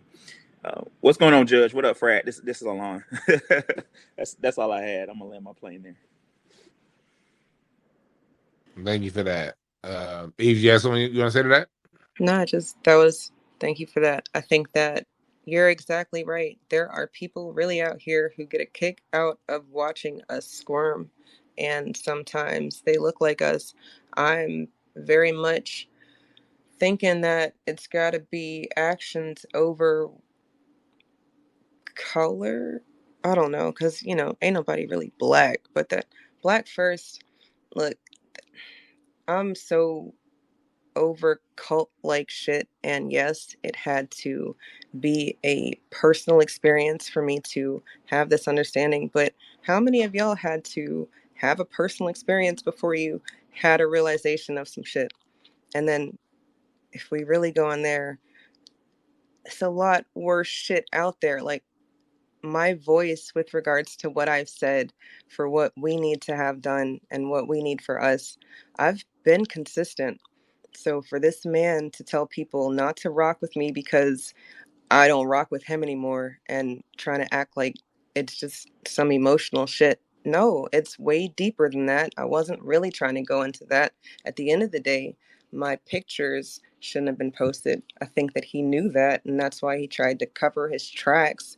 And then there's niggas in the room right now, so many anonymous listeners. Like, say it with your chest. Like, how is it that so many people can be so big and bad on this app and then missing in action?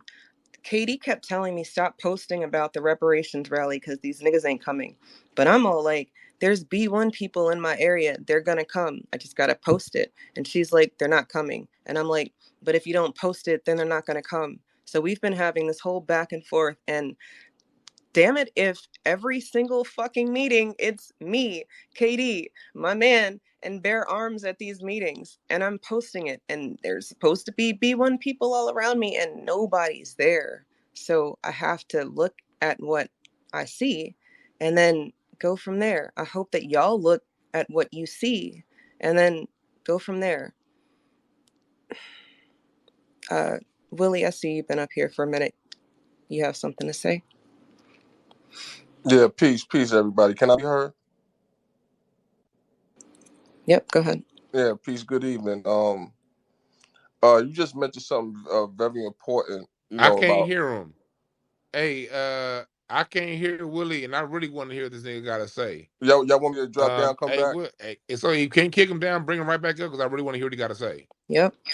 Yeah, drop me down. I am the light. Go ahead.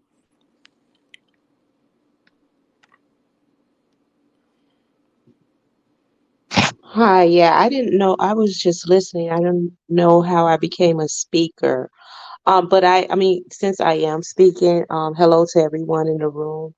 I would I'm trying to figure out because I'm just new to the conversation on the Jason Black thing. So I know I've heard before, and can someone clarify to me, is he and the, what is it, Professor Black Truth, are they the same? Because I've heard that before, but I don't know, and I'm just like baffled to what I'm hearing about him. I mean, I really don't listen to him.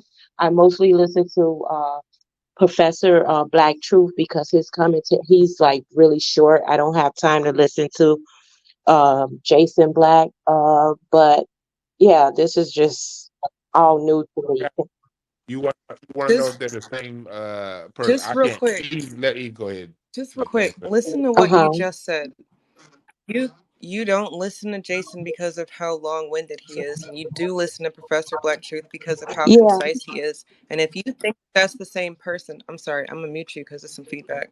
But if you think that that's the same person, then that's kind of phenomenal type of bipolarism that we are experiencing in real time. I'm gonna mute you No, because I don't think no, I've heard it. I've heard someone say it before. I don't really think it. I was just asking for clarity. Like I don't even know, you know. I didn't I you know, I'm just new to hearing all of this. But I've heard before in spaces that people have said that they were the same person. So I was just trying to, you know, figure that out. I don't think they are, but Eve answer it, and then let's get to Woody Dynamite. Okay. Go ahead. it's very strange because I don't even see her as a speaker anymore. Um, no, I don't think that they're the same person. But what I'm urging people to do is to stop listening to what people are saying about other people and use what you've learned. And from what I've learned about Professor Black Truth, he's never told anybody how to live their life as much as he's told us what's going on with people who look like us and people who've experienced our story. From there, do what you're going to do with the information. But I will say that the biggest other difference that I've seen between him and the other voices of the new black media is that he's always encouraged people to check out other sources. It's never been about me, me, me. And if you think that that's the same person, then that you think that that's the same person. I don't think No, that I that's the don't. same person. Yeah, I'm no, I choosing don't think to. it. No, I was just, I don't think it's the same person. I didn't think it was the same person. I just heard people saying that, and I was just asking, like, because I don't really know what's going on. Like, I'm just trying to figure it out, you know? I didn't, you know, yeah, Okay, okay, yeah. that's cool. I got it. I hope that that's answered your question. Let's move on. We got it. Thank you for that. If you can drop yourself down, thank you. Let's move on to the next point. I want to get back to Woody Dynamite. Go ahead, brother. Peace, peace. Y'all can hear me? Can I be heard? Yes, sir. I can hear you now. All right, cool, cool. Yeah. Actually, I'm actually glad I just went behind that last sister because she had brought up something to my attention.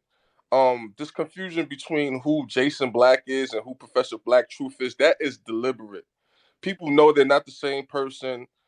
We've been listening to both of them for years.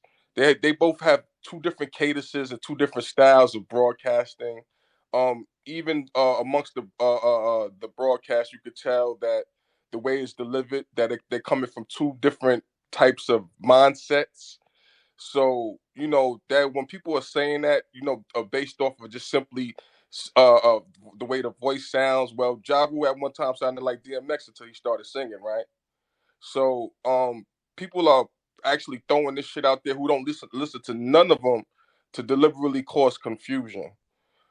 Which kind of brings me to my next point. Through history, throughout our movements, romance has always been a point of attack. No matter who it's coming from, people use sex as a weapon in this world, whether they be male or female. I just want people to keep in mind in that when you have your personal dealings with people, that romance and sex and seduction is very real, and it can be used as a weapon against you, and you can use it as a weapon yourself. And just like a gun, depending on how you use it, from my standpoint, it could be used in righteousness or it could be used for evil. So I'm gonna leave that there. But I'm gonna land on this. the revolution starts at home, and I'm particularly talking to ladies. There a lot of confusion is thrown in our dealings with each other purposely to disrupt us as a people, and this is consistent, and I'm talking about even from within. So when it comes to that, vetting is a continual thing. You don't stop. You don't vet me just for a year or till I make your heart melt or till I can sometime win you over intellectually or what may have you. It is continual, always continual, and no one is above it. No matter no matter status, no matter how what following they have, no matter how much money a person has, no matter how much access the person has, if we are going to move forward as a people, everybody has to continually get vetted. I'm not above that. Dwann is not above that. Nobody in this room is above that. We have to continually watch who's around us. We have to continually watch what's going on, and we have to stay focused on what we got to do as a people. So, with that being said, let's just try to stay focused. I'm sorry, things turn out the way they did, but then maybe we could find something good for us to maybe possibly learn a lesson, and possibly maybe we could weaponize this, because we are at warfare, and anybody understands guerrilla warfare. You take absolutely every single entity that comes across your way and you weaponize it. This is exactly what the white supremacists do to us. They take our images, they weaponize it. They take our relationships amongst each other and weaponize them. They try to indoctrinate our kids with a certain mindset and certain history, which is bullshit, to weaponize it. So we also have to take things that we encountered that may at times seem that they're detrimental to our community, turn it around and weaponize it and actually use it to propel our people into a better position in the society. And I'll land. Thanks for letting me on stage. Real talk. Thank you for that, Willie. To any new speakers, I think I'm probably going to wrap this up in the Let next. me say one quick thing. I've Go ahead, met Judge. both individuals. They're different people. So, Judge, actually, let's go on that real quick before I get to the next speaker. You've met Jason Yes, in the flesh. in the flesh. So, can we get a confirmation that the person that's in the picture in the jumbo, that's the person that you met? Wait a minute. Let me check the jumbo and see what you're talking about. Hold on.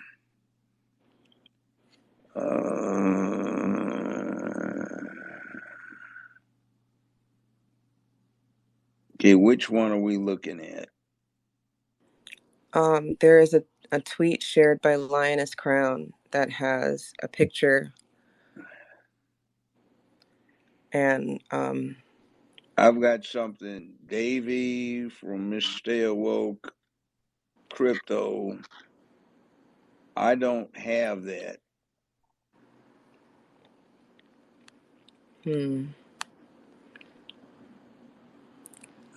Judge, if you swipe all the way to the right and you go to the second click, that the second post, that's his picture should come up, Judge. I'm looking. his direction. I'm not getting that. I'm just getting a repetition. If you scroll all the way to the right, it's just going back. Hold on. Conscious Outlaw Revenge. I've got something on that. Somebody posted something of mine. All the way free.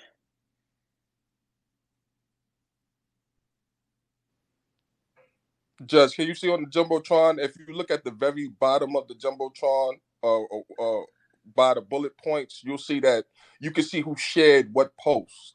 If you swipe right all the way to the right, you see a post shared by Eve with a picture of J. Edgar Hoover. And then if you click once left, there should be a picture of what we assume to be Jason Black in the second click. Hold on. I just posted a thing on J. Edgar myself using that picture. Somebody claimed I was a damn fool for claiming he was black. Okay, I've got. No, this is somebody reposted what I posted just a minute ago, not long ago. Hold on. That's the one with the J. Edgar picture. Okay, I'm scrolling all the way to the right. I've got something from somebody, Davy, replying to blow the whistle. Is this, what is this? Let's Yeah, see. that's it, There it is. Judge. That's it. That's it, Judge. Come on, enlarge. Okay. That looks like him. He looks like he's put on a little weight since the last time I saw him.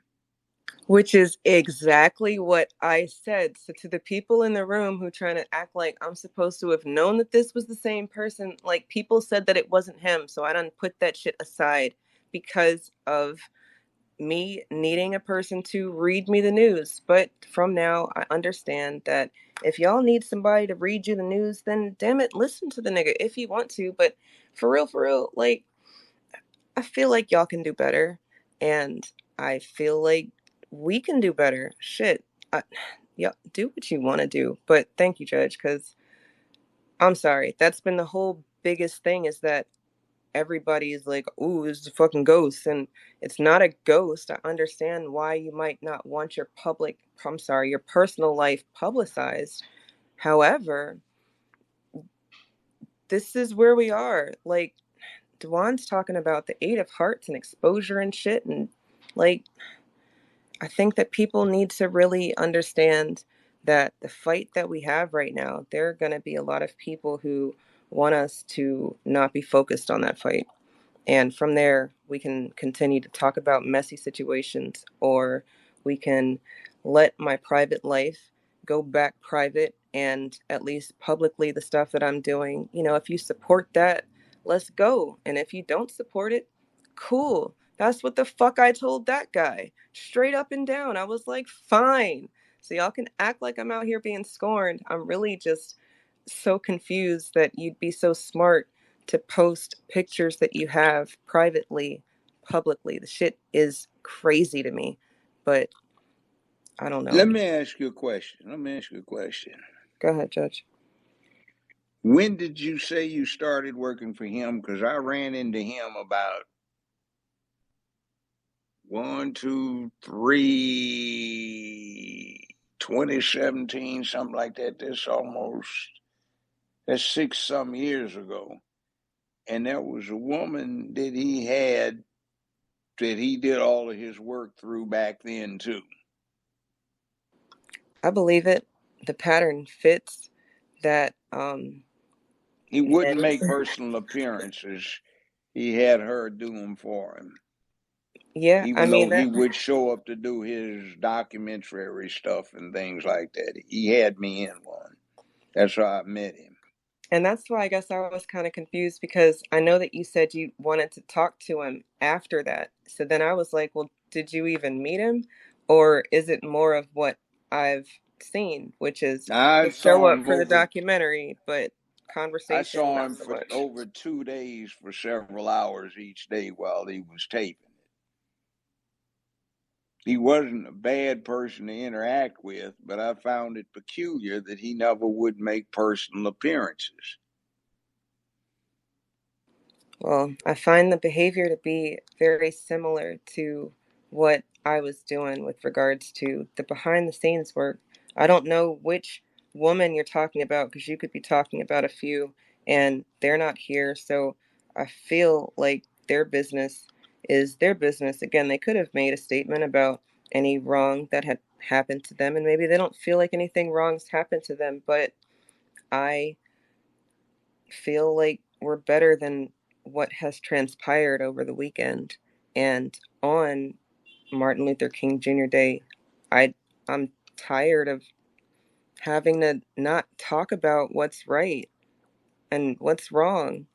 And I've said that I was wrong about the things that I've been wrong about, but stuff that I'm right about, again, if you rock with me, then continue to support me, and I appreciate your support. We can get the work done, and let's go.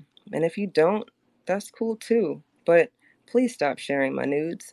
I find it inappropriate because it wasn't for you, and I think it's crazy that I have to say that out loud.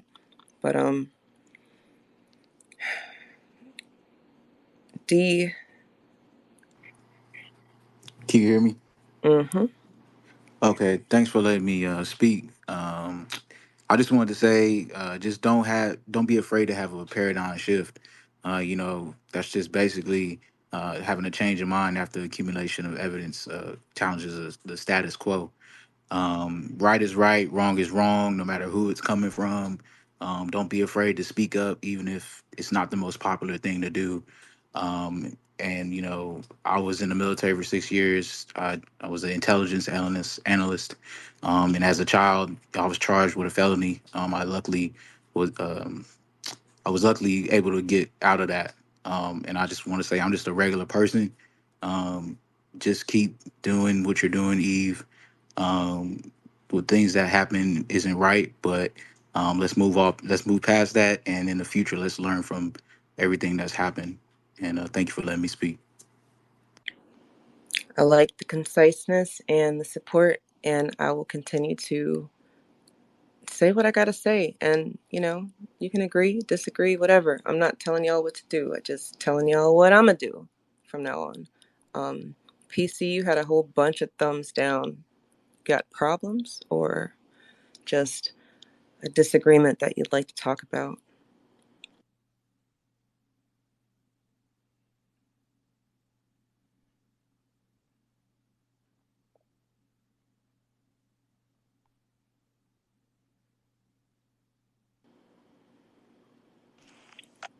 I don't hear them. Do you? Yeah, I was about to ask if anybody talking.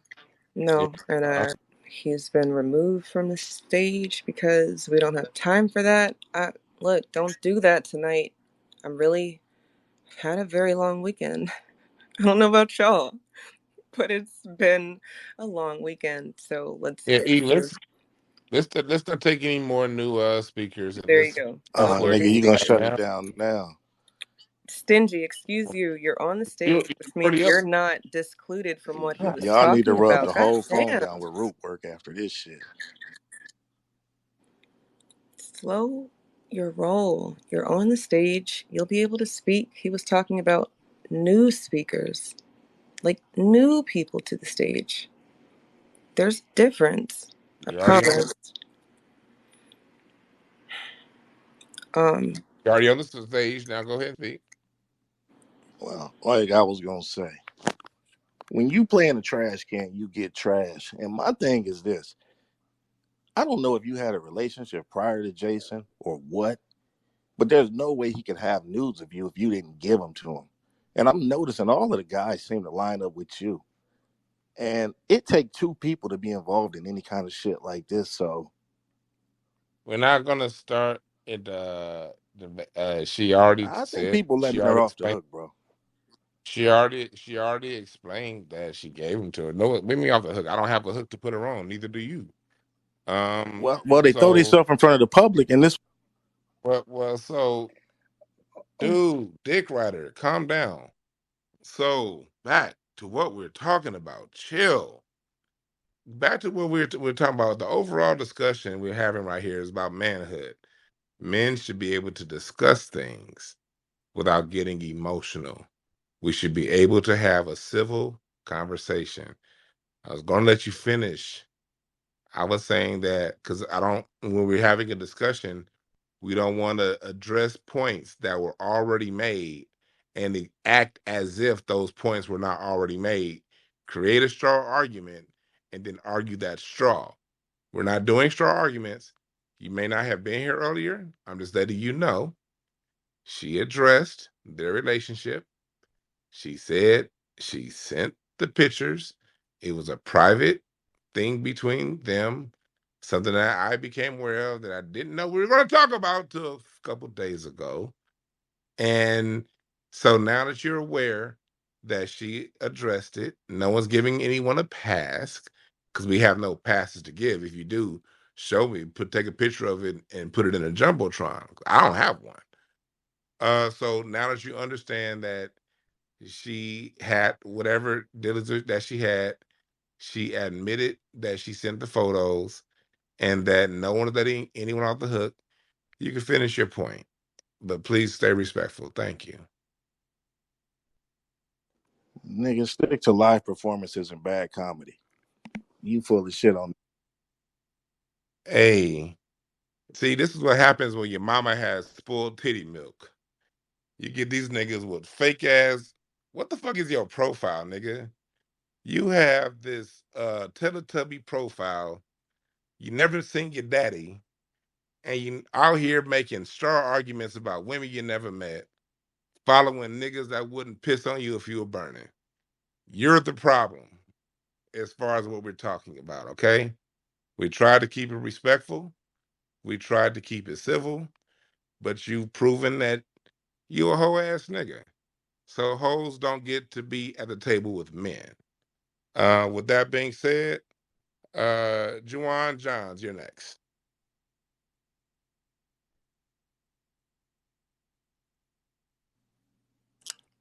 My Can bad, just unmuted. Go you hear ahead, me? brother. Yes, sir. Yes, I'm a first time speaker in one of these spaces. My name is Juan Johnson. I'm the owner of Longwood Firearms. I'm a retired police officer of 27 years, DC.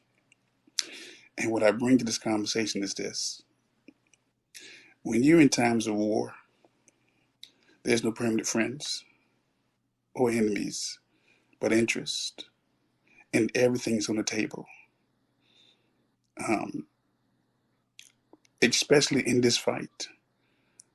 Again, I do guns. I train. I'm not on social media like that. I mean, I do have a page on YouTube, but I'm not out there like that because I know that I'm just not talking. I'm literally training people how to defend themselves. But I need you to know, and I need you to have a warrior's mentality that there is everything is public. I got some stuff out there too. I got some court records too. Got some pictures too that could be shared. You have to know that we're in a war. Okay, that's all I want to say. If we're in this thing, you're a public figure. You're a public figure. They can bring up anything. I'm pretty sure me doing good, they got a whole profile on me. So I'm encouraging the sister, do whatever necessary to get your name back. Again, we need to make sure we check out these folks out here that's invisible to us, but all they have is a voice. Um, and you have my support. Thank you for that. Thank you for that, my brother. We're about to go ahead and wind the room down. Let me make one comment, I'm if gonna you say, yeah, don't mind, I'm going to go to you, Judge. Go ahead. just very quickly. That person that called in is an illustration of the problem. I think he believes he's a man, but men are men not because they're born male. They earn the title of man. And he's way off code. That was so punked out crazy, I don't know. So he jumped into this conversation late. He didn't have the information and he embarrassed himself, and that's not how men act. And the fundamental asset that he doesn't seem to get is that there are principles. If you talk to me and I'm your attorney, you can tell me all kinds of embarrassing shit, but it stops with me.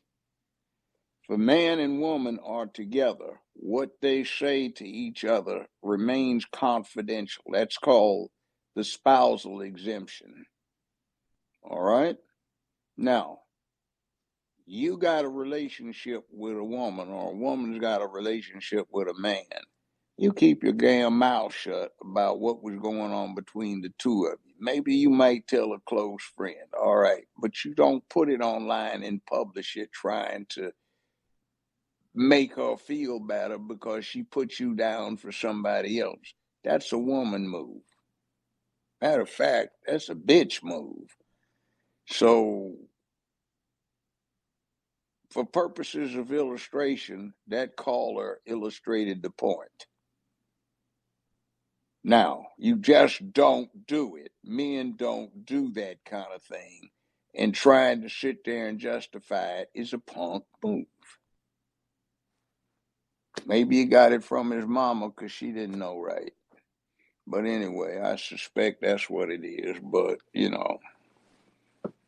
I couldn't resist that. You're right, Judge, because honestly, because people were saying it like again, I ain't really trying to get involved in no shit. But at the end of the day, if someone's willing to come in that can't control their composure enough to even know that they're allowed to speak, they're literally talking. You ain't gonna let me talk when he's on the goddamn mic.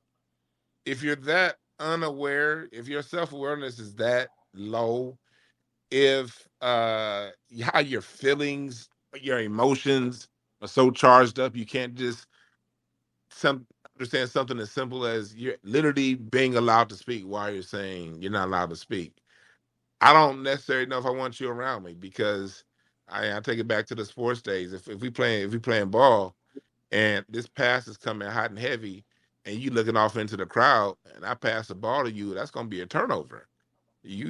Or if people are, we're against some enemies and it's a problem going on, and we hear some gunshots, you don't know if that gunshot is coming from the left or the right because you're too unaware of your environment because you're too unaware of self.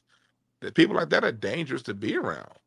So if you can't have the decency to at least understand what had been said before speaking, because I'm the kind of person, if I come into a Twitter space late, I don't even raise my hand if I don't know if I really don't even know what I'm talking about because what can I say that first I'm gonna say maybe someone said it already. So not to be for me to be too long winded, but if you're the kind of person that us just saying, look, all I'm saying is always saying, look, don't leak news. That's all.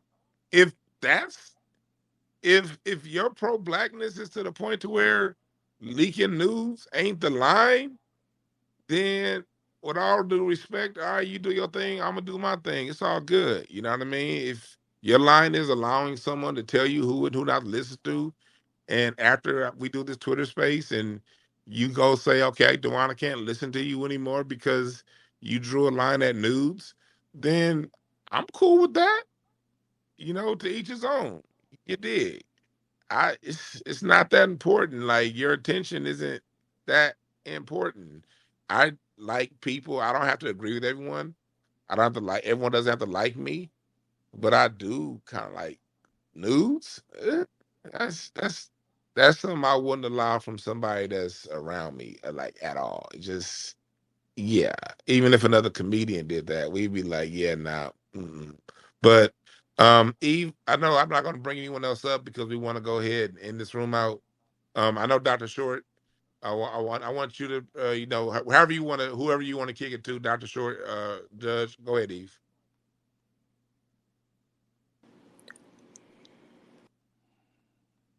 Or go ahead, Dr. Short. Are you there?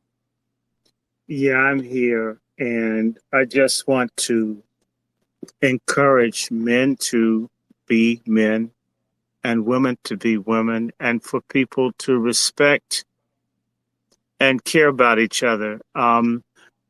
The beginning of reparations is how we repair one another, which is something that many people may not be aware of what came in Reconstruction that was all about and for just Black people, were people who had literally programs and things to teach men and women how to be together, how to love each other, and to build a community, because some of that had been taken by the slave regime. And so, following the second commandment of loving neighbor as self won't hurt anybody. It won't hurt us to respect one another. It won't hurt us, even if we're not Superman or some Marvel figure, to be as much of a man as you can. And the same, you don't have to be Dorothy Dandridge, but be as much of a woman as you can to have purpose. And Sister Eve and all the sisters there, I want to charge all of you to reach and to be higher, vibrate higher. Stay away from people that are negative, male and female. And I'd say the same thing to the men. I want to apologize to sisters because we have I've heard a couple of people tonight that they were blaming Sister Eve. I haven't heard anybody be as harsh because they wouldn't do it to a man because they'd get stepped to. We have a lot of bully, the term I use is brother fucker, fagonist type men who are very catty. They may be violent, like they'll never stand up to killer cops or to these gangs of illegals coming in, but they will beat down or kill a black man or woman, especially someone that's not going to hurt them, because part of when you're not a man, what it makes you is a coward. And there are all kinds of cowards. You can be a moral, ethical coward. You can be basically a physical coward, but a cowardice. We black men have to stop being cowards, stop being afraid, and not only afraid of accountability, afraid of responsibility, afraid of fatherhood, afraid of starting your own business. We need to have some nuts. We need to have bigger balls. And part of having big balls is being able to move on from relationships, whatever. When I was in the university, a white boy break up with his girlfriend, he'd jump off the dormitory. That's how it used to be. Now we have black men shooting and killing a woman if she breaks up. That's insane. You may have the lethality of a man. You may have the brutality of a man, but you're not a man.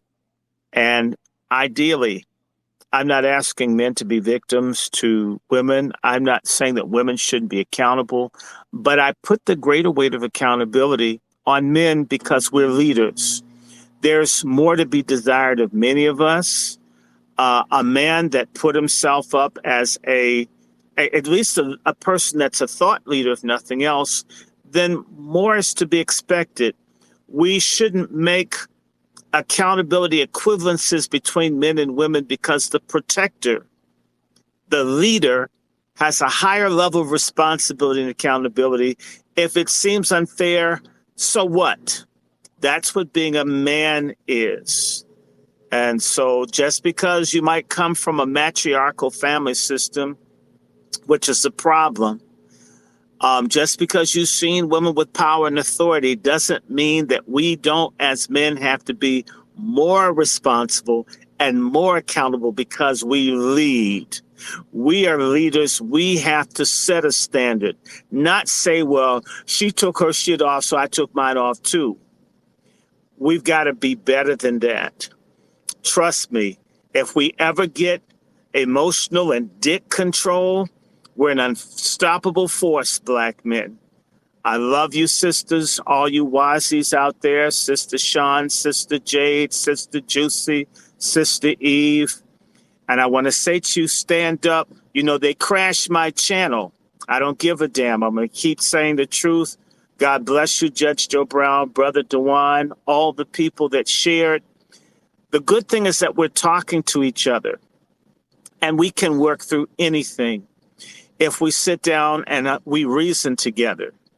This need not be the end, but it's a new beginning where we're honest. And what comes from this is a greater sense of respect for each other, dedication to each other, greater accountability and responsibility. And we must vet everybody.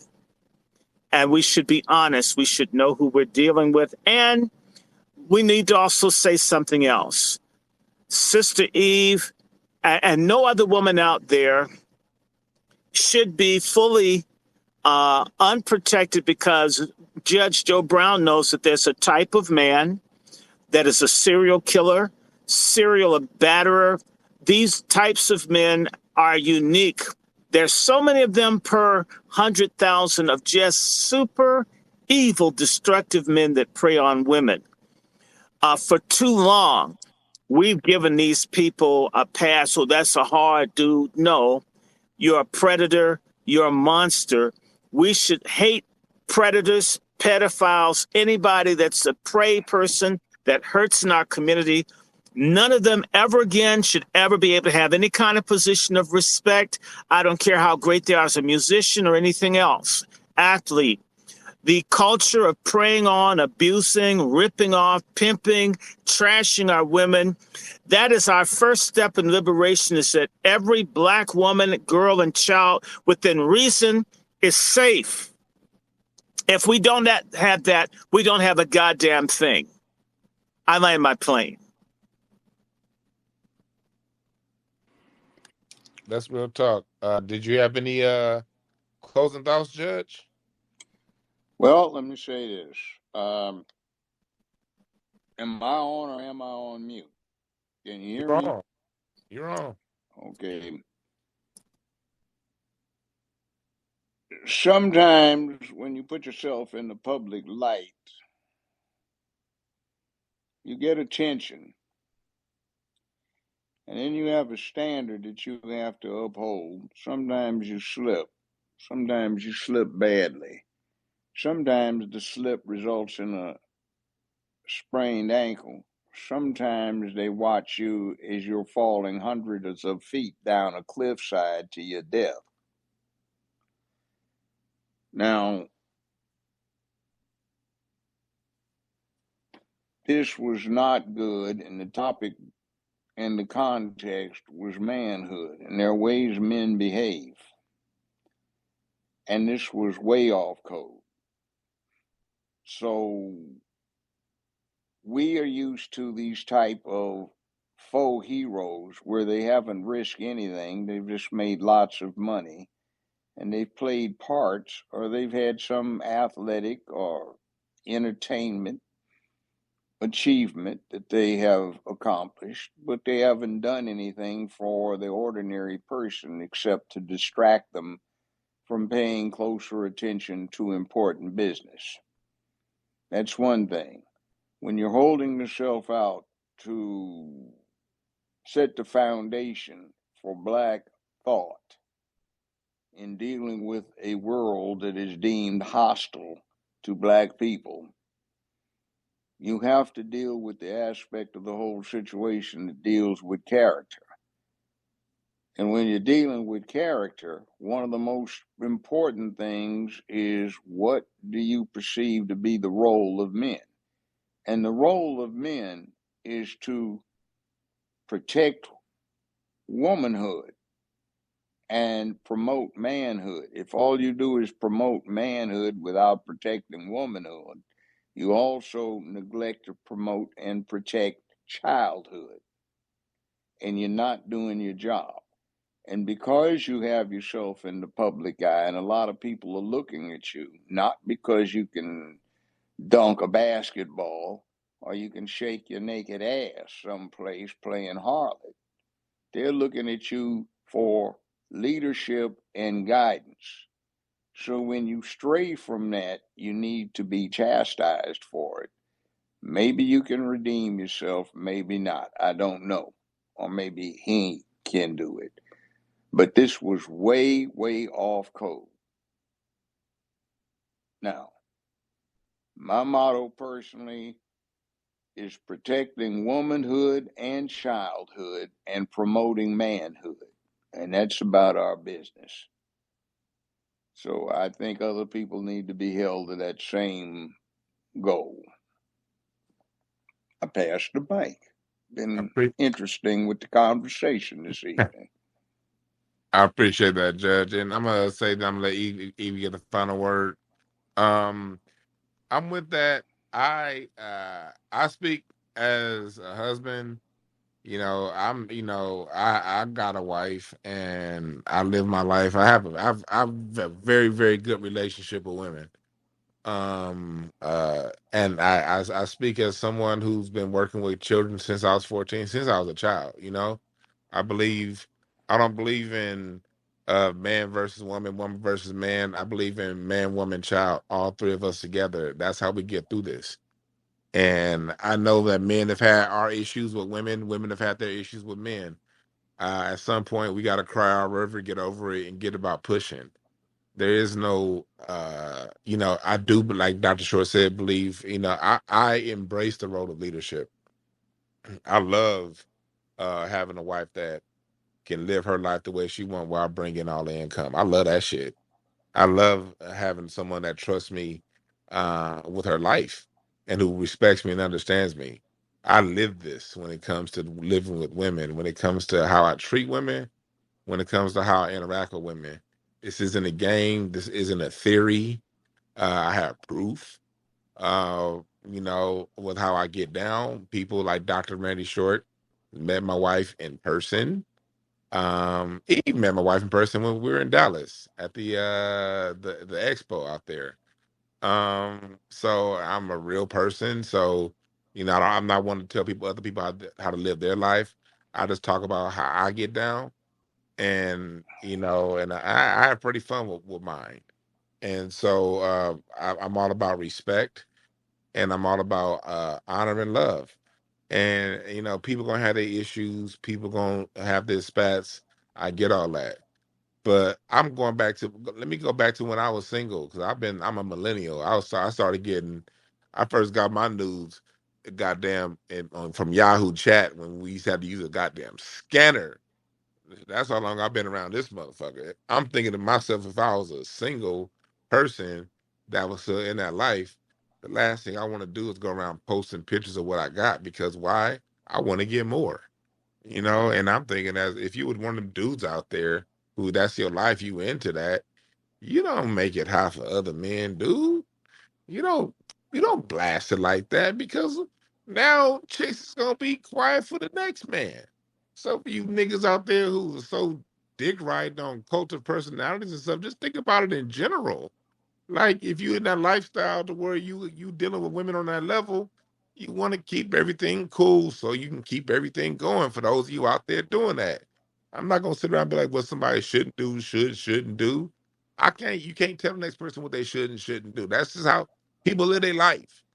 And if you in that life, if you're the kind of person that's gonna receive stuff like that, because if you have more, if you have multiple, that means what? You didn't say stop. If it was that bad, you would have blocked.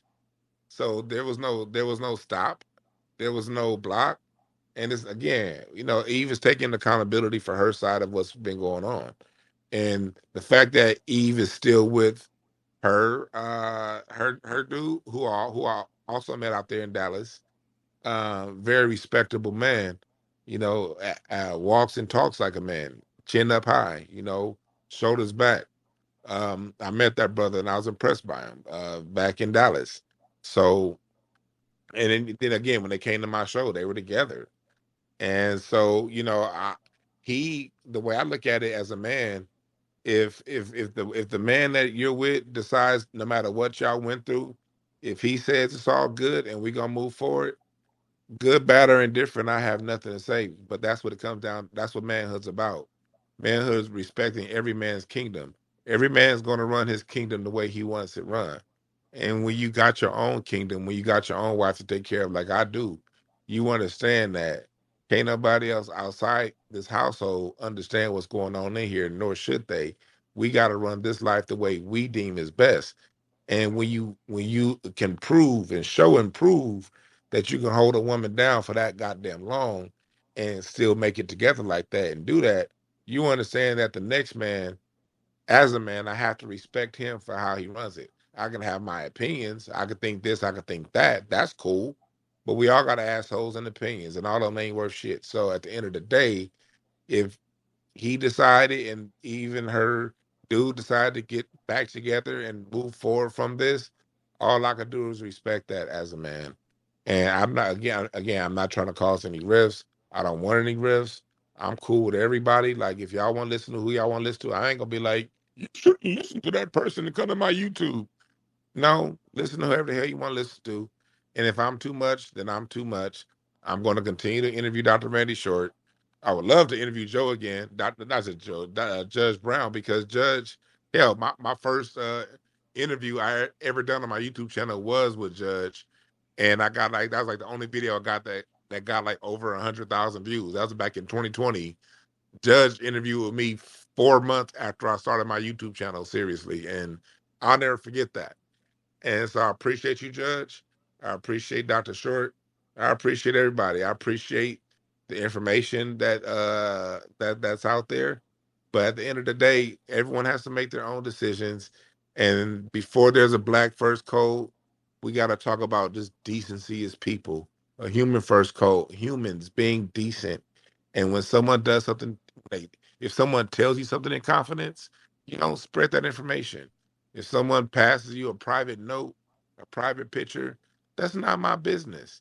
And and that's what I want to leave it at. But thank you. I appreciate you, Judge. I appreciate you, Eve, and thank y'all.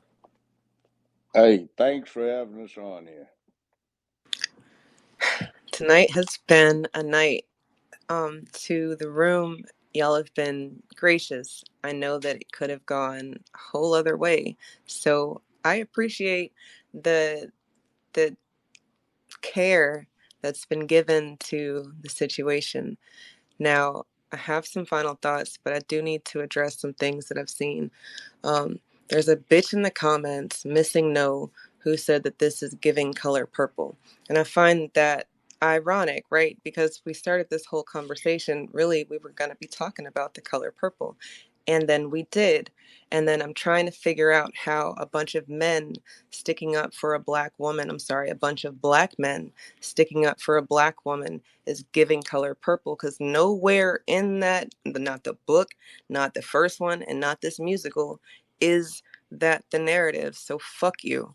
And then to PC, who is actively looking for my nudes, you're a whole weirdo. Like, I mean, they're out there, and if you want to find them, I guess you can. But to the whole point that Chris Akir is making in the comment section, saying that this is a whole space about nudes getting sent to someone other than her spouse.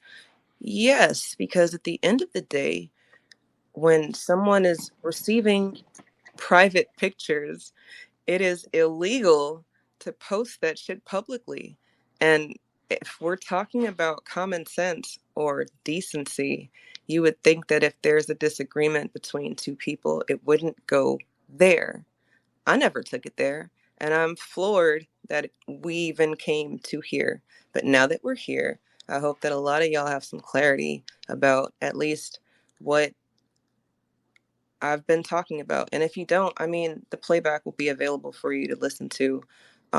There's a bunch of things in the jumbo that I think that you should pay attention to, because the cult of personality is real because of statements like Dwann makes every time he speaks. There are no perfect messengers, only perfect messages. And then people start to gloss over some of those red flags because, yeah, people aren't perfect. So, yeah, some of this shit makes sense. And then, toss to the side what doesn't make sense. I'm not telling y'all not to listen to the man because he does dissect the news in a way that nobody else has done, at least not yet. But I don't know if that's something that I need. So I'm not over there no more. And I would appreciate y'all getting back the fuck to work, because at the end of the day, like I've been saying all night, I want us to get what's owed to us. So when people are out here actively disparaging my name, that means that you don't want me to speak for us. And I don't understand why when I haven't done anything wrong for us. And I think about the optics of me talking to state legislators and my ass is on the internet, and not because I posted it. Like, if you want to post your ass on the internet, go, girl, do you. I mean, if that's what you want to do, that's not what I wanted to do, and I didn't do that. So I think that some of the shit that I've had to say out loud is because some of y'all weirdos never got any ever, and now you're riding behind a dude who's supposed to get you access to more. But I was at that Valentine's Day program. Okay, I feel like I can exhale. I think the black family is a move. And Judge, I'm so happy we met, right? Like, I think this is going to be a wonderful uh relationship of learning and growth and stuff. May I invite you to come on the X Space I'll be co-hosting tomorrow? As long as it's after work, I can be there. Yeah, it'll be after work. It'll be Dana, the real Dana. She will be hosting, primary host. I'll be a co-host. It's usually after rush hour traffic. She's on Eastern Standard Time like you, so it'll probably be somewhere around 7 o'clock, 6 or 7, same time as this. That sounds like a move. I appreciate that. Let's do it. All Dr. right. Short, you're great always. You've always been a person that is who he says he is. Like, look, y'all might not like Dr. Short because he is who he says he is, and I don't know how else we're supposed to be. Period. Point blank. So, do what you're gonna do.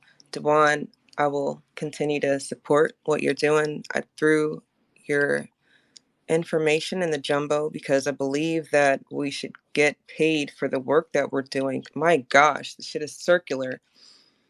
A lot of the stuff that I hadn't really talked about is because it's my own shit. Like, y'all, but when we're talked to people, when we are listening to people who tell us to fight for what's ours, and then you go fight for what's yours, and then it doesn't go the way that you're supposed to go, it's like, was that the move? I don't know. That's where I was, but now I I feel And a lot better. on top of that, look, people have those suggestions. Look, things change in business. Things can start one way because there's a lot of people out here in Black empowerment, just like the church, who have a good heart. It can start off one way, and then you look up after a while, things change and multiply and multiply. If someone comes back and asks to reassess the situation, that's fine. That shouldn't result in this. I don't say I haven't been the whole night. I haven't been talking about the details because I don't say I don't. Even though I'm hearing more, I don't talk about what I have not personally experienced. I'm keeping it on just a general level. Business goes sour, agreements change, things change. Leave the bedroom politics out of it, and just say the bedroom politics change. That's not my business. What went on between two different people? And I want to say this to people: I am who I am. And if you have an issue with what I'm saying, I will be at the Improv in Hollywood on Melrose tonight. I'll be out there hanging out. I'll probably be out there till about midnight, smoking weed, talking shit. If you wanna, I'll be there. Next Monday, I'll be at Flappers Comedy Club on stage. You can see me in person. Um, I'm here, but I'm love. I ain't violent. I'm all about the love. But if you want to understand, that there are people out here on this internet that are real people. We here. He's a real person. Dr. Short. When I went to DC, I had dinner with Dr. Short, and I got to see he is who he is. When I went to go see, as a matter of fact, when I went to go see the premiere of Race Wars, that's when I first met Judge Joe Brown. He probably doesn't remember me, but I met him there because he spoke at that premiere at the Fine Arts Theater on Wilshire and La Cienega here in LA. Yeah, I remember that. Mhm. And I was real sick then, and that's something Jason Black did, but you notice he didn't show up. I was there and you were there. And so, again, you listen to who you like. For all you males out there who are drama queens and want to perpetuate half truths, like the brother that, or dude that came in here earlier that didn't even listen to what was being said, more power to you. I ain't going to fight with you dudes. For everyone else, uh, do what you do with the information. But it's just, again, we did not, Eve, this was not the plan. Dr. Short, Judge, and I and Eve were going to talk about the color purple and manhood, but this had to be talked about because hell, the word has gotten out, so we had to talk about it. But moving forward, I'm not going to talk about it again. I'm definitely, I don't give a shit about this topic. Like, as far as that, if y'all follow somebody else, I want to respect Eve's privacy. Eve has her. I can't imagine being a parent with the idea of that because I care about family so much being out. So I'm not gonna ask you certain questions. I'm gonna respect it because at the end of the day, my opinion on how she lives her life and her dude how they live their life, my opinion don't matter. I got my own family to take care of, and that should be advice to every man out there. Take care of your family, and if you don't have a family to take care of, work on yourself and get rid of those issues within you that are stopping you from getting that family that if you want. Or stay single and have fun and live a good life. But whatever just whatever way you decide to go, even if you get married and have a divorce, I have no issues with people who have divorces. If things don't go bad, whatever way it turns out, leave whatever happened between you two, and leave me out of your shit. Go ahead, Eve. That's it for me, Eve. Again, thank you for your support always, and I hope that it's an example that we can use. I mean, there's gonna be bitch made niggas who are mad because they didn't have that, and I'm always gonna be sad about that. Like, that's we are so broken, right? And then people can use us against us, and then I know that people are always going to listen to people who do things that I don't agree with, but that doesn't stop me, except for the fact that when you try to come for the things that I'm working on, which I'm working for us, that's a problem and it needs to be addressed. Y'all were just talking about our children, and I'm mortified that things that were private are now public, because when we talk about why certain people aren't doing things that we think that they should be doing, it's because the parents were doing some other stuff and they start associating things the wrong way because they're children, and now we've got a disconnect in what we're supposed to be doing. I say that that's dumb. So I'm not hiding from my role in that. What I am saying is that our private life should have always stayed private. I never came to the internet and publicized anything. What happened was, just for clarity, for the bitch niggas in the room, my dude made a statement. He asked, "Is this you?"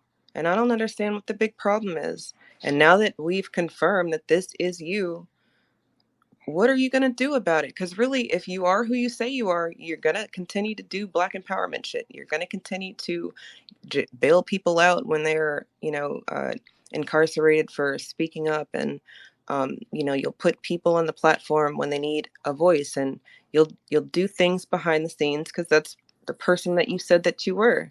All this other shit is, it, I don't know. I don't know. I'm not the authority on things. I'm just Eve, and as of recently, my man done reclaimed me, so I'm his Eve. And I think that if we can continue to get back to the work, then I'm cool with, getting back with the work. Like, I would really like for the conclusion of the day to be that the work didn't stop. And with regards to anything more than I might say on this, things that happened weren't legal. Like, I don't know why you would have done that. It just seems like, if all right, if you were gonna rob a bank, right, would you go in there with like nothing covering your identity? Or I guess would you at least try to, you know, I don't know. I just feel like some of this shit, I don't really feel like I have much more to say other than I hope that people are who they say they are and we don't stop the work.